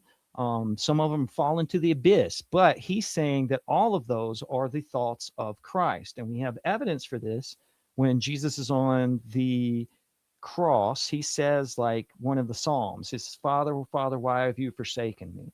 But he doesn't finish it. It's a thought that he has. But if you read the rest of that Psalms, that he says, Father, Father, why have you forsaken me? Take me down off of this cross and let me destroy all of my enemies. What it's saying is that if Christ had finished saying that, then that would have come true. Like whatever God says happens. That's what it says over and over and over and over and over again in the book. And so if you don't say it, and there's certain Psalms, I think there's like Psalm 18 or something, where it talks about, the revenge on the people who are against me, God. And if this is Christ talking, he says, I will start an earthquake. And this is, there's evidence for this, because in the book of Joshua, it talks about Aaron stopping the sun. Okay. So in the book of Joshua, it mentions another Jewish hymnal called the book of Jasher. David, have you ever heard of the book of Jasher? Yeah. Okay. So in the book of Jasher, which is basically just the story. Joseph Smith has a translation of it.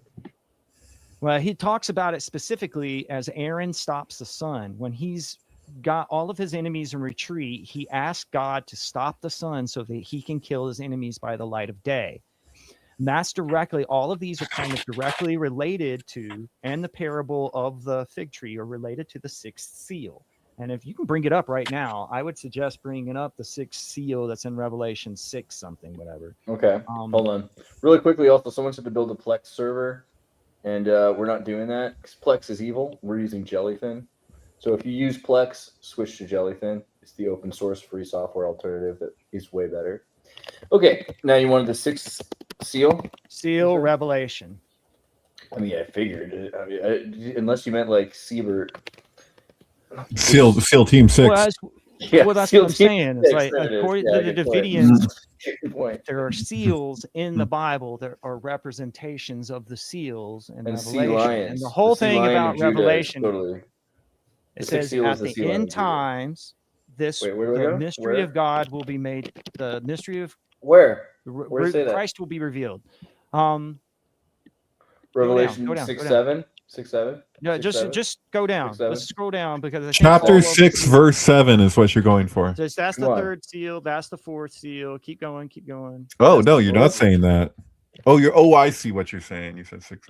So Wait, right here, so I looked when he opened the sixth seal, and behold, there was a great earthquake, and the sun became black as sackcloth of hair, and the moon became like blood, and the stars of heaven fell to earth, as a fig tree drops its late figs when it is shaken by a mighty wind.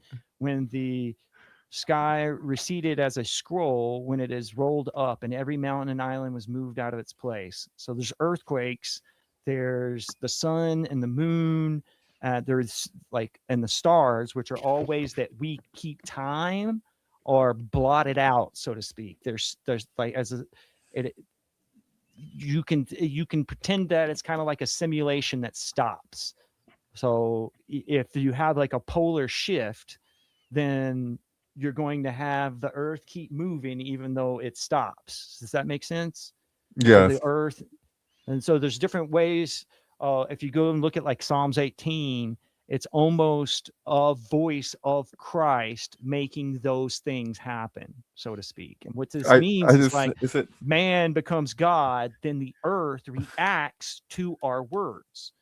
And that's what it says. That I think it's there's certain parts that are not necessarily in Genesis. They're in like the later parts of the Christian parts of the Bible, and it talks about how like what are the words I'm looking for here? The earth comes out of the water because God speaks, right? So God says light and let there be light, and there was. The whole idea is that all of the earth, fits together like a puzzle piece, but God can say something to it and the earth will move.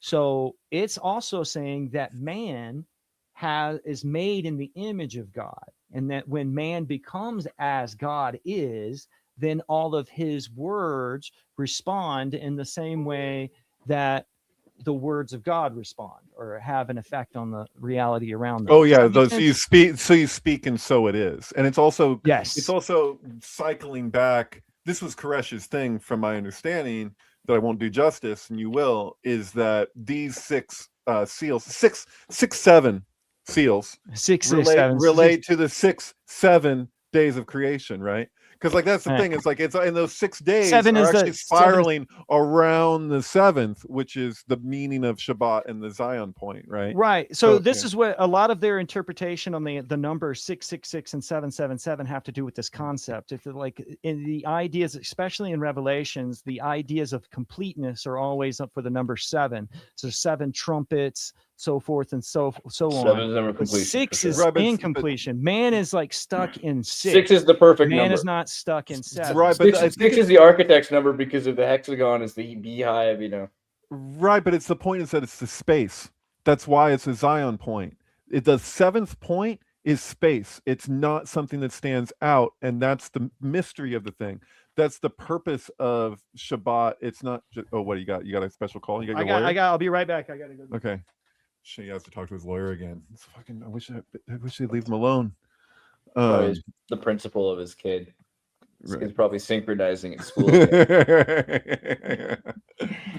But no, but it's a significant thing. It's like I think that there's something to be said for like the sky goddess Nut being like closer to like the actual like traditional like meanings around Shekhinah, the dwelling of God, like the space that God exists, you know, that it doesn't stand out in any way. It's nominal existence. So nominal existence is everything else is reliant on it. Something can't come from nothing, you know what I mean? So if there's something, nothing from nothing leaves nothing.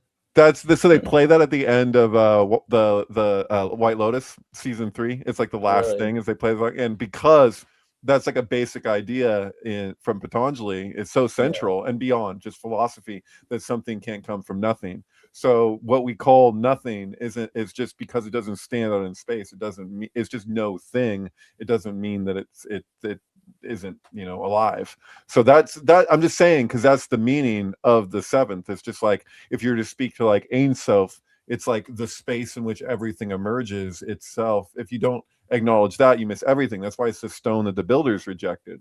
The builders will build the structure and then they'll ignore the very basis that's allowing the structure to be built at all in the first place. And that's the hubris, that's the arrogance. There's your Frankenstein, I like it. What do you got, Will? They're telling me that my lawyers are like, shut up about them seals. Right, yeah. You said too much, Will.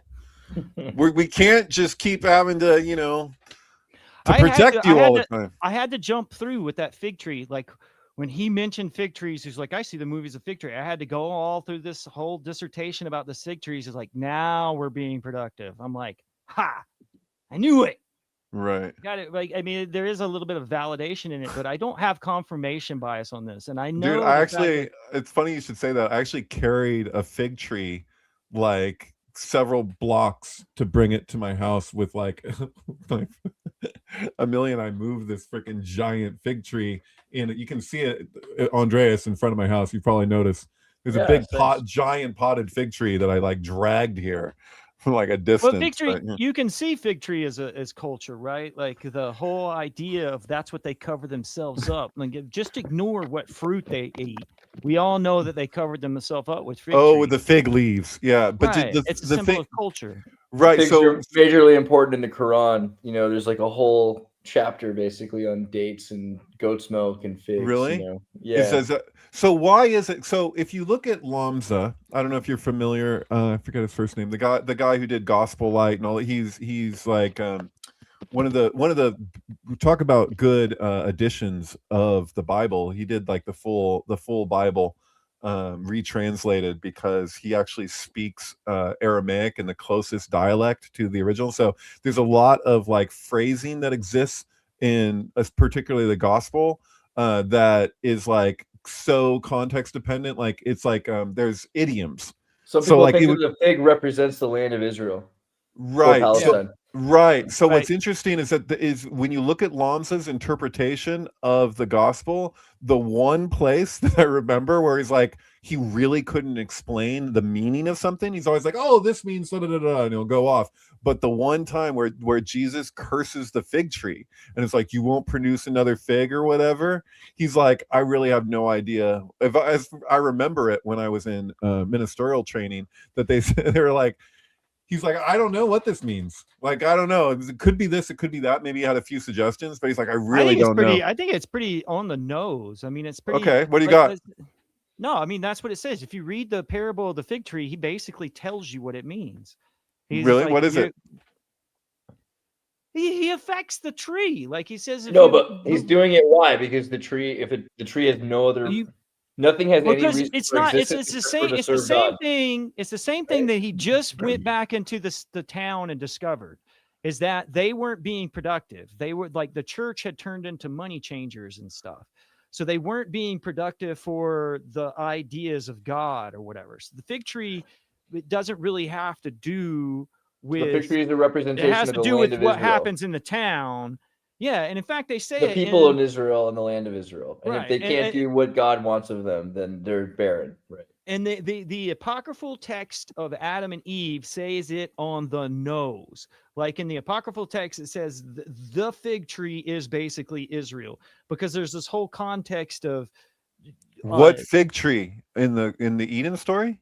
Yeah, there's more figs past the initial them covering in the apocryphal text. They don't even the apocryphal text. They call the tree of knowledge a fig tree.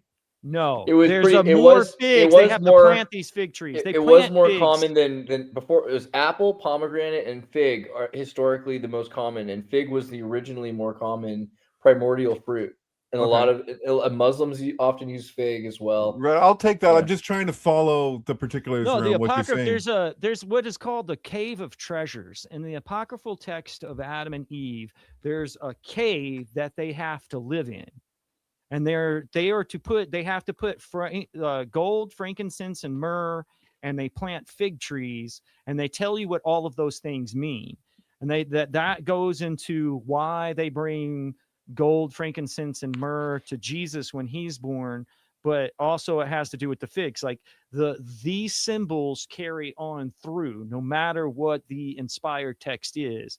And I've already double checked this with like the Quran and stuff, like certain. So like if you go into an inspired text and look for a fig tree, when you get to wherever it's talking about the fig tree, it's usually got some sort of context about judgment.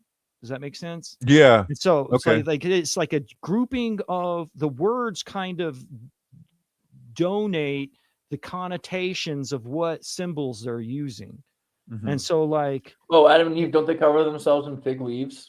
Do they actually say that in the I'm almost Hebrew certain. Bible, though? I don't think so. I'm That's the pretty sure paintings. figs The are paintings always depicted it, but I don't think they literally say fig leaves. They might. Well, I'd be I think surprised. that they were. I mean, I've I transcribed think it that we before, but I know don't for remember. sure. We don't know what the fruit they ate is, but we It's know that they Genesis use. It says fig fig They specifically. sew fig leaves together. It says fig. Fig leaves right there. Yeah. Cool. Okay, there you go. Fig And so leaves, bro. it's the whole and so like this is the idea of bow. You know how we were talking about the bow? Like there's different words for bow, or sometimes they use arrow, but it's really like the whole set of the bow and arrow. Do you get what I'm saying? You know what? And You so know what? Yeah, but I will definitely accept this you'll have to idea figure out of the way that the text is written. That to say that they do, if they in fact in the Hebrew cover themselves with fig leaves in shame, then that is highly resonant with the tree of knowledge itself. And there becomes a synchromistic connection there. Yeah. In I'm in telling the Torah. you, it's basically saying that in the sixth seal, when the fig leaves drop, that's what they're saying. We all become naked in the face of God. Because this is like, and they say it in like, I think it's the book of Philip, and it might be a little bit in Thomas also. But they really go into this whole idea of like, you can't meet God until you're naked. And then they give this idea that when you're a man and you're in a clay body, clothes are important, and what's in the middle is everything. No, that's the opposite. What's in the middle of the clothes is important. What's out with the actual aesthetics of the fig leaves are not important. And then when you die, you put on what is called like the garment of light, and what's important is on. Does that make sense? It's like yeah. the clothes Well, on the outside are like the container. The clue is that Aram and what is the word? The Hebrew word for cunning is the same word for naked. So to be exposed or to be hidden is both Aram.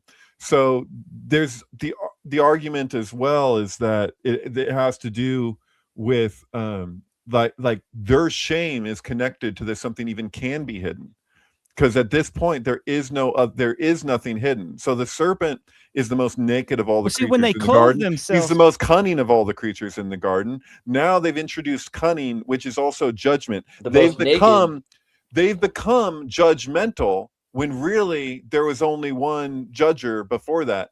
I would argue, I mean, and I don't think I'm the only one, good points. that the fall itself isn't necessarily starting at them eating of the tree of knowledge. It could actually be argued that it's starting as soon as they start naming the creatures and the plants of the garden.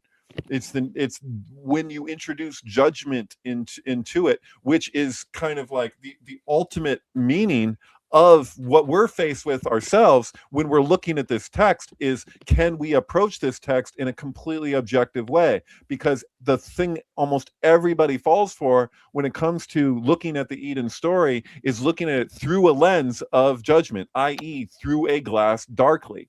So like, because if that's what you're going to have to do with the parable of the fig trees, you're going to have to look at how that parable relates to judgment. That's Just what I'm about telling you to do. every because single you're person that putting it in take that context. just Now about think about what he does is he judges the fig tree, right? He's saying the fig tree is unproductive. Now, if the fig tree is Israel, Judgment Day is basically deciding on whether or not Israel has been productive. You get what I mean? Yeah. And then No, it's I like, and dig it. there's an interesting concept here too, is once they are clothed, they are separate from God. Because before that, God always knows where Adam is. But once they put on the clothes, he's like, where's Adam? Like, I can't see him now. And this had like, there's an intimate relationship with us and God. If you look at, like, I just saw this Charlie Kirk interview he did on House Random with Bill Maher, and he talks about Songs of Solomon being about a wife and a husband. And this is like a great architecture for how a woman and a man should be married. That's not what it's about. That's just the marriage. Judgment Day has to do with the marriage of man with God. That's why it's called the Great Jealousy. That's why it's called the Great Consummation. It means God comes down and fucks everybody. Yeah, because there's no there is no separation. That's why he can't find them. Because then the idea of close is a separation, though. Because God created man in his own image isn't that he stylized him after himself. That is a misunderstanding that's due to our own judgment when we're approaching the text. Because it's the thing in itself. God is man at that point. Like, it's in the image. Like, it's not that, he fastened himself. We're treating it like we're manufacturing a car or something. Like, we're this product. We are an organism that extends out of God, whatever God is in the first place, which is male and female at that point, not even like as a polarity, not a duality. The whole story is when we were existing in a polarity, which was one continuum, oneness, one state. And then we began to project duality into that existence, that womb. And then what gets born out of that is another order, which we then have to coexist with, that continues on the duration of humanity through this, what we call the fall, until the redemption, which is really like knowledge was the cause of the fall. Knowledge is the cause for the redemption. But at the same time, like, what are we even talking about? Hot BX here. I don't know if this was a joke, but it was funny either way. It's like, I blame Eve, which is kind of funny because the whole idea is that Adam is not taking responsibility for his choice. Shame and blame are mutually interdependent. They go together. You experience shame and you blame. They're one fucking thing. That's part of the illusion, is to think that, these are somehow isolated. Well, it was because of Eve, man. Eve made me do it. But that's what he said. That's what she's like. You gave me. What a Adam, wussy. what did you do? And he's like, you gave me this chick. This chick did this thing. He's such a wussy. Right, but the point is that this is the joke, is that this was inevitable. The snake is a sock puppet. Like, this is what had to happen. It's like gravity. You put the thing there, and that we're going to do everything. Everything that's there. Highly Mormon take, by the way, which was one of the things. Do you remember that scene in Brigsby Bear where they had this whole? I hope everyone's seen Brigsby Bear by now, because it's like the most important movie. Yeah, we loved it. It's one of the yeah. So there's a scene though where there's this skeptical police agent who isn't like the main guy police agent. He's like, really, I'm not sure about this kid, and I'm not sure if this guy's right or whatever. And he's arrested the kid, and the kid says everything that happened was the kid was working with his friend. So the kid says everything that happened was my fault, my choice, my responsibility. They didn't know anything about it. I take full responsibility for everything. And it was so good because the dude, like, you could tell he's so American, and he's like, that's exactly the right thing to do. It just breaks this guy because he's so unused to seeing people that take responsibility for their actions in this world. Think of a hero, and he's not a bad guy. He's fighting the bad guy, and because he's the good guy. Because he's the good guy. And he has to go on an adventure to defeat the bad guy. I love this. Like, he's explaining to Greg Kinnear, that that he, like, as though he's never heard of this concept before. He's like, I'm coming with the movie because this guy's never seen another movie other than Brigsby Bear. He's never seen anything other than Brigsby Bear. Then he's an adult, so he's just like, I'm explaining it not just to you, but to the. I'm spoiling it, but it's just that that whole I fucking love it. I love, but it's love true. It's Brigsby like Bear. as little as he understands of the rest of the world, he understands the rest of the world so well because he understands that most people don't understand the hero's journey. Even if you've Right. seen it all your life, it's gone now. It's missing from our society, at least at that point of zeitgeist. It speaks to that thing that I love to point out because it's so fucking crucial, is that there's that point in a child's development where you can see where they start to get self-conscious around not knowing something. And before that point, they're just so receptive. They can learn 10 languages if they're exposed to them at the same. You know what I mean? Like they take it all. And as soon as they start to shrug, as soon as they start to contract, there's shame that they don't know something, and that's the beginning of it all. And Freud was right to point out how that neuroses connects into everything. That our hangups end up influencing our whole lives. Like it's crazy, and how like we basically stop our own progress as soon as we start to get self-conscious around not knowing something. Look at social media. Almost all you see is people being like, "You didn't know that, you fucking idiot." Like it's just, that's all you have now. Yeah. Yeah, it's weird. I mean, you got to shit test people as kids. So what you do is you just ask a kid if he, knows something that doesn't exist. Like, have you heard the band the Schmeagles or whatever? And then like they're so great, and the kid's like, yeah, I've heard of the Schmeagles because for the sake of the conversation. And you just be like, no, you don't. You lied. You lied. You lied. You destroy them. You shame them publicly. Yeah. And then you say, from now on, to be cool, you have to say, no, I don't know what that is. Please tell me about it. The director was the director of The Exorcist. What's that guy's name? He passed away, I think, not long ago. But Bill pointed out to me that guy, I forget his name. It starts with an F. Yeah, Friedkin. William So Friedkin was doing an interview like not long really before he died with this guy. I forget who it was. But the guy, Friedkin says to the guy interviewing him, and he's like, "You know that Indian story about the prince and the tiger?" And the guy goes, "Yeah." And he's like, I just made that up. He's like, "Do you really?" Like, and he's like, "No." And he's like, "Do you really know the story?" "No." But it's just it's like that movie. Have you guys ever seen Bowfinger? Bowfinger with of course, Heather Graham and Steve Martin. He's trying to get with Heather Graham. She goes, "Do you like smashing pumpkins?" He goes, "I love doing that." Yes. Right. Yeah. He can relate, It's like butter. It's butter. The script is butter. Wait, what are you saying? It's trying to be cool. Yeah.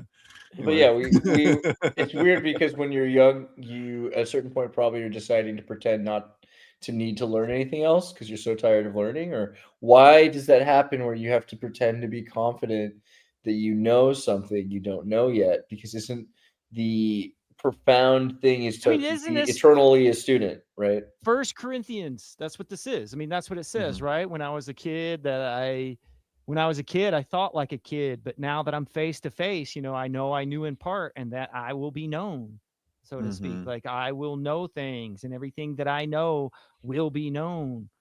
I don't know. I really think that there's been some like plasticity that's happening to me in my life experience that makes me believe that you can acquire knowledge outside of experience. Now, I mean, that's like what how I present myself is a researcher of religious and ecstatic experiences. And normally one of the main symptoms of an ecstatic or a religious experience is walking away with more knowledge that you're certain of that you would have no way of knowing beforehand.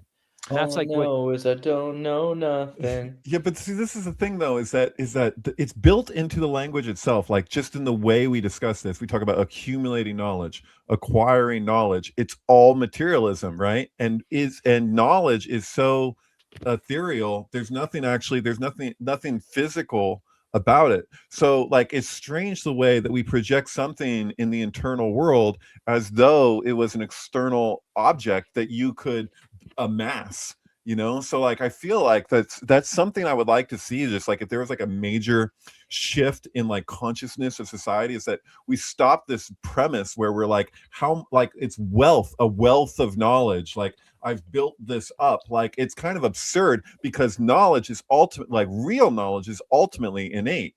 You know what I mean? Like you're actually like, you're just fragmenting in order to like make sense of the thing, when really like, that's why I was trying to wanted to say earlier that like the Eden story is so fucking weird, because even if you weren't raised with that, you're Judeo-Christian or Jewish, whatever, even if you have very little exposure, but you're just aware enough that you remember that story, almost everybody that takes ayahuasca for the first time or whatever will like consider that story. They'll remember it and they'll be like, oh, and it's like duh, like as though you've always known what the story means. Like the allegory of that story is so archetypal. It's like the archetypal story, and it's like, and the what the fruit is of the tree of knowledge, like if you say those words to somebody on ayahuasca, it's like, or they just, you know, that just comes through, it's like, it's, well, oh, I get it, oh, I get what the snake is. Like it's because it goes beyond what knowledge does when you fragment something in order to interpret it.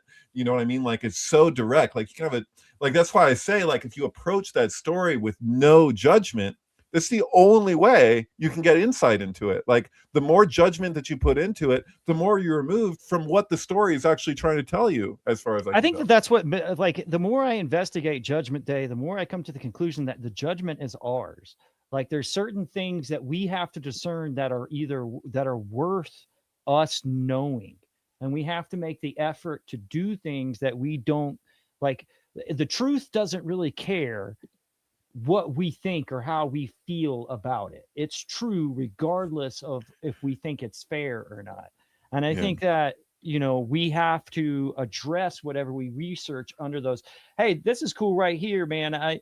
We were talking about Disney a lot. That's one that I made for MetaEgg recently. It was like, I think that Disney is showing that they're spending more time making their IP to be played in virtual reality in the future than they are paying attention to, you know, going back what we were talking about earlier. But that's true for sure. Oh, by the way, somebody corrected me in the comments, and I appreciate it. So, like, I kind of butchered the story a little bit. It's Mark Maron, and so Mark Maron is doing an interview with Friedkin, and Friedkin says, you know, the story of the Lady and the Tiger, and then he's like, yeah, and then he's like, you do, and he's like, and Maron says no. Because he just made it up. It's not even. He's just testing him to see how he'll respond if you ask him like. Sorry, I think I said. Freakins did. He did The Sorcerer. Yes. He did the French Connection. He did The Exorcist. Yeah. So he's kind of a guy who flies by, makes shit up as he goes. So that's kind of funny. I've listened to a lot of freaking, because he's really humorous in interviews. Like, he can put you on the spot. He gets the upper hand of the conversation. Sharp. I want to incorporate that when I'm talking to people, just to test them to where they're at. You know, like, oh, you know the story of the Lady and the Tiger, right? The problem with me though is like sometimes when I'm interviewing people. And people are like, have you ever heard of this? And I'm like, no. Like you almost stop the conversation if you say no. You mentioned a book earlier that I recognize the name of, and I have some vague memory of like dipping into something. But do I really know? Not really. But I said yes because I recognize the name. And I know that I've looked at it before, and I know that if you were to start talking about it, I would begin to remember whatever it was that I saw. But time goes by, and I've seen a lot of. Usually, I'll say something like, "Oh yeah, but tell me more," like getting them to tell the story for me. Well, being in a state of not knowing is better. I tend to just say I don't know something, and people say, "Wait, yeah, you do. You've done an episode on that." I'm like, "Oh no, just tell me about Andreas, it." Andreas, that is why you are such a wealth of knowledge. Is because I've known you for a long time, and you've always consistently been just like open to, if you don't know something, you're cool to be like, well, tell me about it. And then you become aware. The more that you say that you know something that you don't, the more missed opportunity to learn something. And then people continue on and on not learning shit because they insist that they project that they know. It's backwards. It's really strange, yeah, because it's like if you really enjoy, because like one of the things we do this for is so that I find out stuff. So the irony, you know what I mean? The irony just kind of gets me, but I don't know. Yeah, Uh, it's because ego gets in the way of fucking everything. It's the worst thing there is because it's just you're setting up parameters for yourself that are like guardrails to not, you know, and I am people all are, knowing. I am God. Yeah. Who teaches a baby how to speak? A baby teaches a baby how to speak. Yeah, that's right. That's my whole mantra right there. I think you got me. It takes a baby to teach a baby. It takes a baby to teach a baby. Takes a new world order baby to teach a new world order baby. Good one. So Meta Egg is one of the best channels on YouTube. This is Will's channel. We actually should go back and review the first Sync book, and I really think we need to talk more about some of the prodigious sync work of Will Morgan. But if you haven't already subscribed, go subscribe to Meta Egg right here. He is criminally shadow banned, it seems like. Maybe it's just that he's just way above the intelligence quotient of most Americans, but somehow I feel like in the world there should be a few more people worth sparing that, you know, exist. And if you are out there, subscribe to Meta Egg, right? That's my pitch. That was a good pitch. So you got some new stuff, Will? I've Just been some doing good stuff pretty regularly. I Yeah. have some new lives with people. I have the one with Tim Murphy did really That's well. freaking great. Your thing with Tim Murphy is excellent. I love it. Yeah, I got to get Tim Murphy on to do some more because Tim Murphy is an individual that I've worked a lot with behind the scenes. Like this guy's a true synchro mystic. He is like the old school synchro mystic, but he's kind of been shadow banned too. And so like, I think I have a thumbnail for talking about Mel Gibson and conspiracy theory with Tim Murphy coming up here soon. Yeah. But I got some other that's the hardest thing is lining people up to talk. Totally. I got the shorts. There's a whole bunch of shorts. I started using Gary the Gray for those.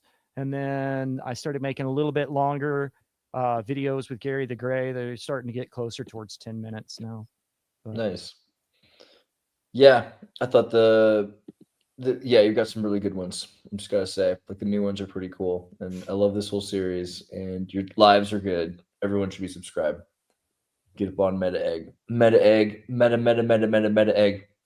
Okay. And then David MK Ultrasound 723, where you can watch all of the greatest Sync films. We've been talking about Sync a lot, and I'll push this idea that there are no bad movies this year, only good syncs. No, there's some bad movies, and I'm sure every bad movie would make a great sync, though. That's the thing. That's just put it in black and white. There might be some merit in that assumption. Like I kind of feel like there would be something going on with one battle after another that would probably far outshine the whole movie itself. Like, I think Jake would agree with you because that's almost like his definition of synchro mysticism is just that there's profundity in the mundane. So whatever it is, if you just were to look at it completely objective, because it's interesting because the show starts out with like Will pointing out that he's like he doesn't like it when people say this is the best of something. Why? Because that's a freaking judgment. And you're like, and it's like, and who are you to say, you know, it's like, it's an opinion. So I like to make the distinction where I can be like, what I think maybe is what somebody's like best movie is like different from what my favorite is. And the obvious example is I think Pulp Fiction is the best movie Quentin Tarantino's done. My favorite is Once Upon a Time in Hollywood. I wouldn't say Once Upon a Time in Hollywood is his best movie, but I enjoy watching it more than I enjoy watching Pulp Fiction. But you know, that's also because of me and my own you know, what I Jackie Brown watching, and you know? Jackie Brown's underrated, right? It is a very underrated. It's almost like the at the end of the list for like most people, which doesn't make any sense. But he did that intentionally. Most directors will do like a book towards the end of their career that nobody's paying attention to or whatever. And Quentin intentionally did that at the beginning. He wanted to get like Jackie Brown out of the way. Like Jackie Brown's a real book and stuff. It's not something that it's not like Pulp Fiction that he wrote. It's like the interpretation of somebody else's work. I no longer think I like Pulp Fiction as much as I did. Like, it's okay, but I don't think I like the editing. As when I first saw it, I was like, "This is so important. It's so great. I love how nonlinear it is." And I realized it's not really that nonlinear, and it doesn't really elevate the story. But it doesn't elevate it doesn't sustain some sort of emotion the way that they're pretending it does. The best parts of Quentin Tarantino movies, generally speaking, are Roger Avery's contributions. And so I I don't know just if got that's schooled on true. that. It is. I would argue that exact point. I got put in my place with that, and I didn't realize the full extent around the specifics of what Avery has brought to the table throughout the time. So, I like, don't think Zoe is as good. Like, I really think Killing Zoe. I think if True Romance would have been done in the way that it was written, which was more non-linear, like Pulp Fiction, I think you would have probably thought that True Romance would have been the best. The point is that whole thing about subversion on a mass scale, that's Avery, man. Like, all the examples of that exist throughout Quentin Tarantino's movies, where it gets like, you're like, wait a minute, that's meta, or that's like, that. Don't get me wrong, I love Avery, and I love their podcast together and how much Avery brings to it. But I feel like there's something. Well, he sued him, right? Avery sued Tarantino? Yeah, I don't know. When was this? I don't know all the particulars around it, so maybe I shouldn't talk. But I thought that podcast of theirs was like last year. This is and this is years ago. Oh. That they basically had some big issues because Quentin Tarantino was wanting to just make his credit the credit. And Avery's over here like, what, bro? Like, I did a lot for this, Like, the Gold Watch. Well, he wrote it. Avery, when you think of like Tarantino movies, the best scenes, like the Gold Watch story, where it's like, I had this watch in my ass in Korea for your father. Right. That's and if you know what is Avery.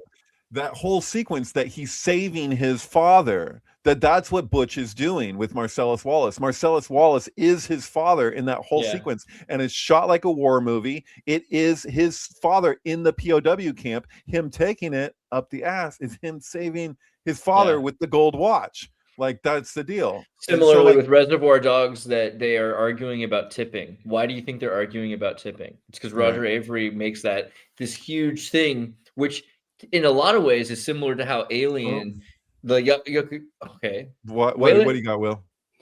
Tarantino, that was Tarantino. Tarantino did the whole no tipping thing. In fact, that was supposed to be played by him. There was a whole controversy between Tarantino. I don't know about the Steve tipping. Buscemi. All I know is about the like a virgin part was Avery. Steve Buscemi's character was supposed to be played by Quentin Tarantino. Yeah, because Quentin Tarantino doesn't like to tip, right? But that was Roger. But he doesn't like to tip, and I think that whole and Avery made fun of him with this whole scene about it. And Avery also came up with the Vietnam, Apocalypse Now, Agent Orange, Agent Pink.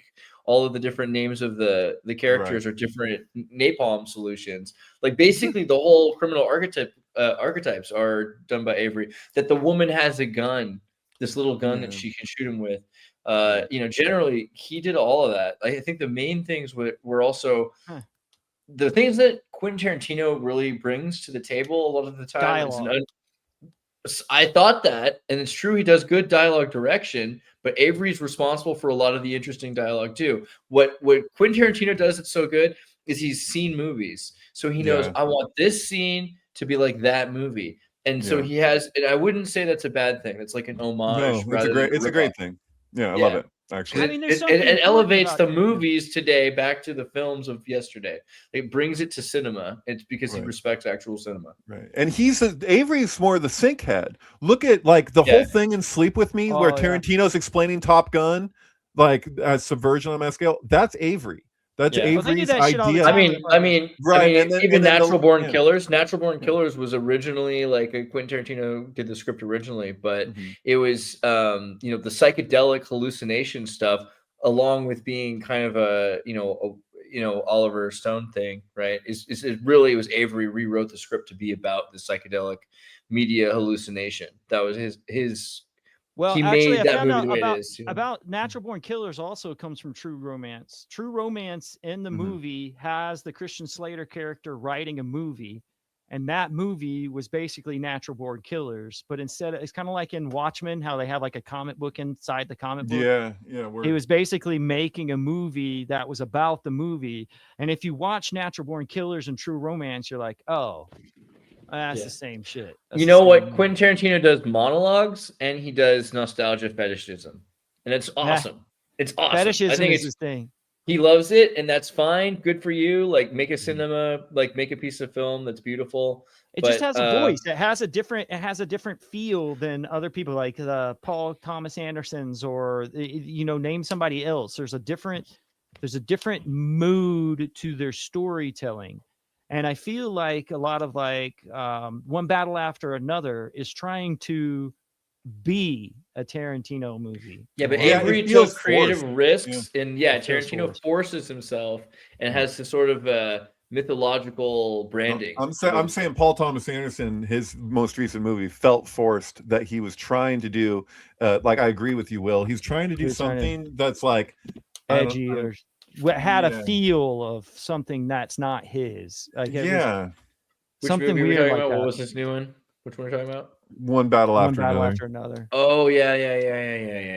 Yeah, I don't know. I thought that just felt like CIA ghost-written propaganda. I didn't really. Most see of his stuff feels like that, but I mean, he wrote Punch Drunk Love, right? We got Magnolia, which wasn't really my favorite movie either. Magnolia is okay. Boogie Nights, he looks like a goddamn teenager. I don't know how old he was. Boogie He's Nights. like 22 or something when he did that, Boogie Nights is pretty incredible. Boogie Nights. Both of those guys look a lot straight out the older than gate. shit. That's like his first movie. That's like what Yeah. the reason why nowadays like A24 will just like take a chance on like these young directors, because you could end up with something like that. It's like, dude, you gotta give him a shot, like give him a budget. Like, I just don't think it's gonna happen as much. I mean, the things like blood. Tarantino's like introduction into the whole industry, I don't think is going to happen as much when you have like what Disney and everybody else has done, where they're just basically putting people in these conveyor belts, where they're just making shit that has like no soul to it. Punch Drunk Love is his worst movie, though. I wish you wouldn't lead with that one. That's all I'm saying. I mean, I mean, Magnolia. It depends on who you are, and it depends on what your trauma is. You know, I what guess mean? so. Like, Boogie Nights is kind of a masterpiece in it's a lot a of masterpiece. ways. It's true. And so a lot of people don't like the Master because there's no one really to root for necessarily. You know what I haven't seen? Yeah, Scientology is important. Same with Licorice Pizza, honestly. Yeah. But Inherent Vice is freaking. I will watch that movie a million times and never I've get never tired even of it. seen There Will Be Blood before. You've never seen There Will Be Blood? Get I'm out of sorry. here and go watch that Shut movie the right now. fuck up. It's one of Come my favorite on. movies. We're about to close anyway, but you should seriously see it. It's really good. And I'm gonna watch Stranger Things, bro. You know what I've been there doing? was this big I'm gonna have controversy. Easter egg hunts. I'm gonna have Easter egg hunts. You guys are welcome to come on the meta egg, because we're just gonna go through each season of Stranger Things until it drops on. All right. Well, you know what, Will? If you go over this season of Stranger Things, it's going to be a little bit like looking at the subliminals and excess tense. Because it turns out that being gay and being a wizard are like totally synonymous now. Don't we He's have a not random? really gay. I don't think that they're making that kid gay. Don't we have a Have random? you seen the new season of Stranger Things? The first I've half? seen a new. I think that they made him more gay in the early seasons. They No, made the last episode Uma is Thurman's daughter is gay. In the new season, Uma Thurman's daughter is having a conversation to Will about being himself, and you kind of see a little bit of his personality has been kind of portrayed as being gay or weak. Yeah, or a little bit. You think maybe? I don't know. I don't think the whole show's got a lot of weird sexual. I mean, like the first episode of the new season, they're just like pumping gunk into this kid's mouth, in this hellscape dimension. I didn't even. That didn't even. That went right past me because all I see is Giger style, whatever. Like I didn't. But I mean, that's even okay. So the cool thing about Stranger Things is they wrote it all at one pop, which is kind of like, for what we do, that's what's really kind of never been done. I mean, nobody's done 5 seasons planned out, and you can that's see what. This is yeah, they have. Look at Search Party or something. No, yeah. what? And that's Game what, of Thrones? They didn't do that. That's what Pixar is all about, right? Like, haven't you seen the thing that every Disney movie, every Pixar movie was all planned in one lunch? Yeah. Totally. Lots of stuff do that. Search Party obviously did that. They couldn't have made it otherwise. Most series don't do this. Most series like come up with the stuff. And then they Russian Doll. I've Oh never no, maybe seen not Russian multiple Doll. seasons though. Multiple seasons though is what you're talking What about. what got me about Stranger Things is like at the very beginning of the new season, the kid shoots a gun, and you're like, where did he get that gun? But the only time they show you that gun is at the very first episode. They show him loading it, and then he disappears, and you never see him again. Right. You got a point. So it's Yeah, like yeah. Yeah, it's next level. they had made it a kind of an Ouroboros where they put the last episode was referenced in the first, and they doing that the whole season. Like they're like, oh, you think that Holly's new? No, go back and watch. She's been there the whole time. Yeah. You know but what's they're doing crazy though, certain dude? things that they never told you about. You actually, if you want to know everything that happens in Stranger Things right now, you can, because it's been on Broadway. The next, because they cut it in half, right? So we've seen one half, but the other half exists on Broadway, or it did exist on Broadway. I see. So like there are people who Mm. know exactly everything that's going to happen for the most part because it's already been. See, this is the thing that I think that they should make more material like this. Like I think that certain franchises would have done better if they were all filmed together in the same style that, say, The Lord of the Rings was. You know, The Matrix, the two number 2 and number 3 being made together kind of made them a little Back bit to more the Future focused. 2 and 3 being made together. That was really good. But it's like it's hard to do that. Like if you have maybe, say, a storybook line that was in a comic book that's been around for a decade, it's kind of hard to make a Hollywood representation and follow that because your fan base is already going to know what's going to happen at the end. Quentin Tarantino says he hated the There Will Be Blood film because No, he didn't. He said that it was in his top movies of all time, but it would be even higher if it wasn't for Dano, whatever his name is. Because he said he looks like Greta Thunberg, and it's true. He does. He didn't say that, but I'm saying it. But no, he said he was weak sauce in the movie. But that's his character, right? So like what gets me about it is that you'd think that he would have, like, Quentin Tarantino's never said this, but in my head he has.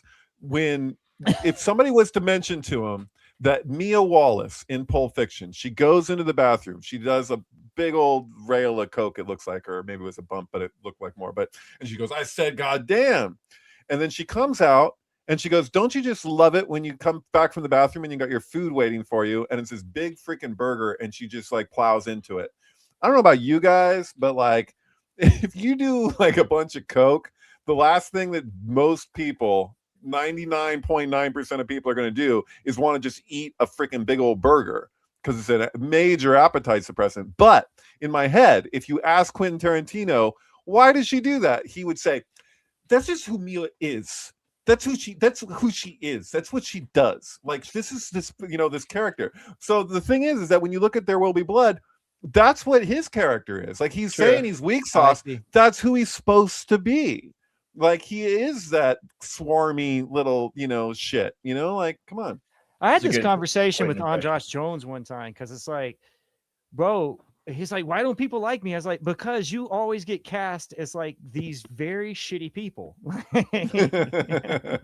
His character, like, you do a good job at playing a character that we are not supposed to like. Right, but he likes them, so it's probably difficult now. Andreas Jones does not like any of the movies he's been in. I think like maybe the one he was in Austria called April's Arrival he likes. But what about Attic Expeditions? He doesn't like that. No, I mean, there was a lot of friction on Attic Expeditions, and there, like, I kind of got involved and became friends to the scriptwriter, and he kind of disclosed a whole bunch of like the director didn't like Andras, and so he kind of like put Andras through the ringer. I did not put him. I think they marketed it as like a Seth Green movie and not an Andras Jones. What movie. about Troll 2, man? Troll 2. Dude, sorority babes in the slime ball-orama? Come on. He's not actually in Troll 2. Really? Andras Jones is in a documentary about Troll 2. What? And he's one of the people that are in the audience watching the movie during the documentary. He's not actually in Troll 2. I swore I heard he was in Troll 2. I guess not. He's credited in. He's credited. He's credited in like a documentary or something about Troll 2. And like I've talked to him about everything he made. Like I sat there and was like, well, tell me the story of this. How did you get involved with this? Where did this come from?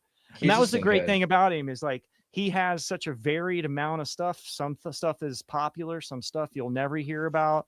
And we have access to the individual who did all of that stuff. So we can sit there and talk like, does this mean anything to you? Was this a sync for you?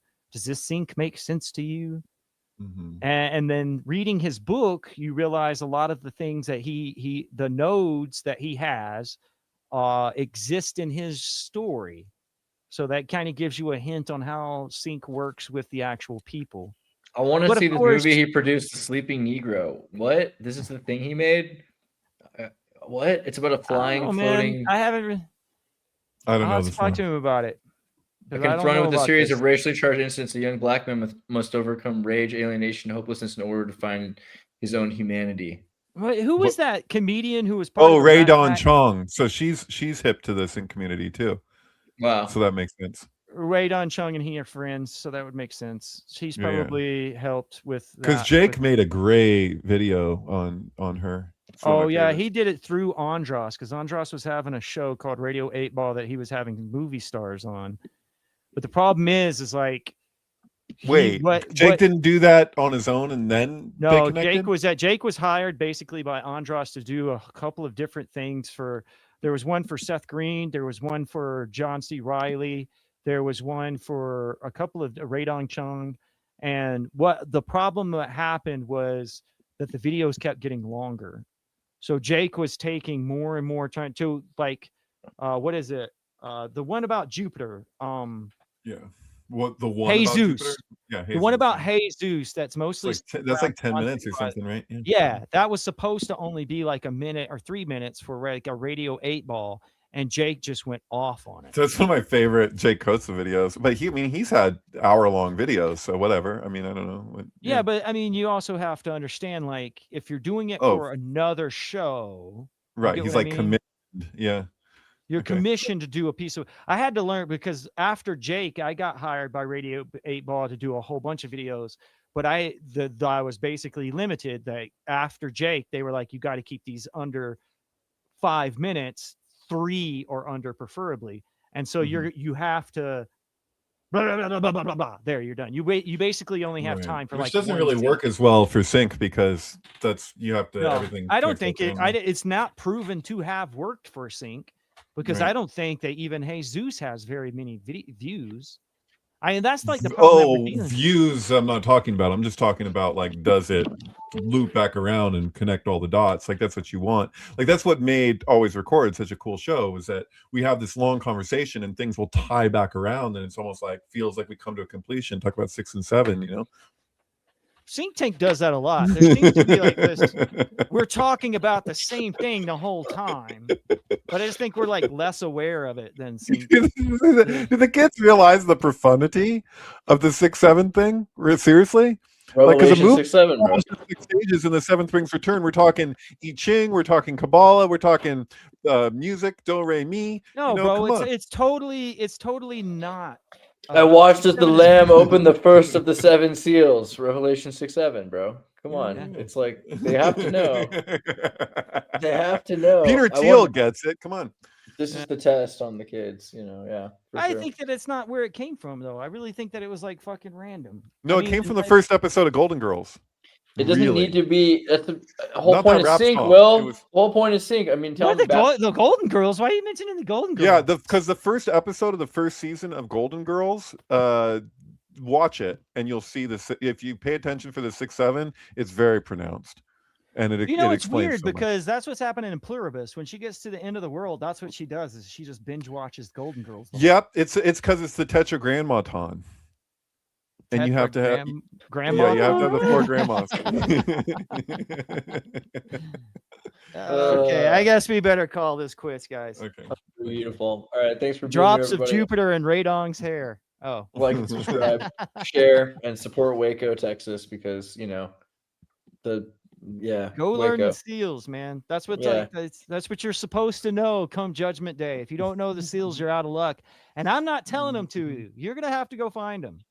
Yeah. Where will you be when David Koresh comes back with Jesus? You know, when he comes down on the spaceship, I'd be like, David over here. Let's play air hockey. All right.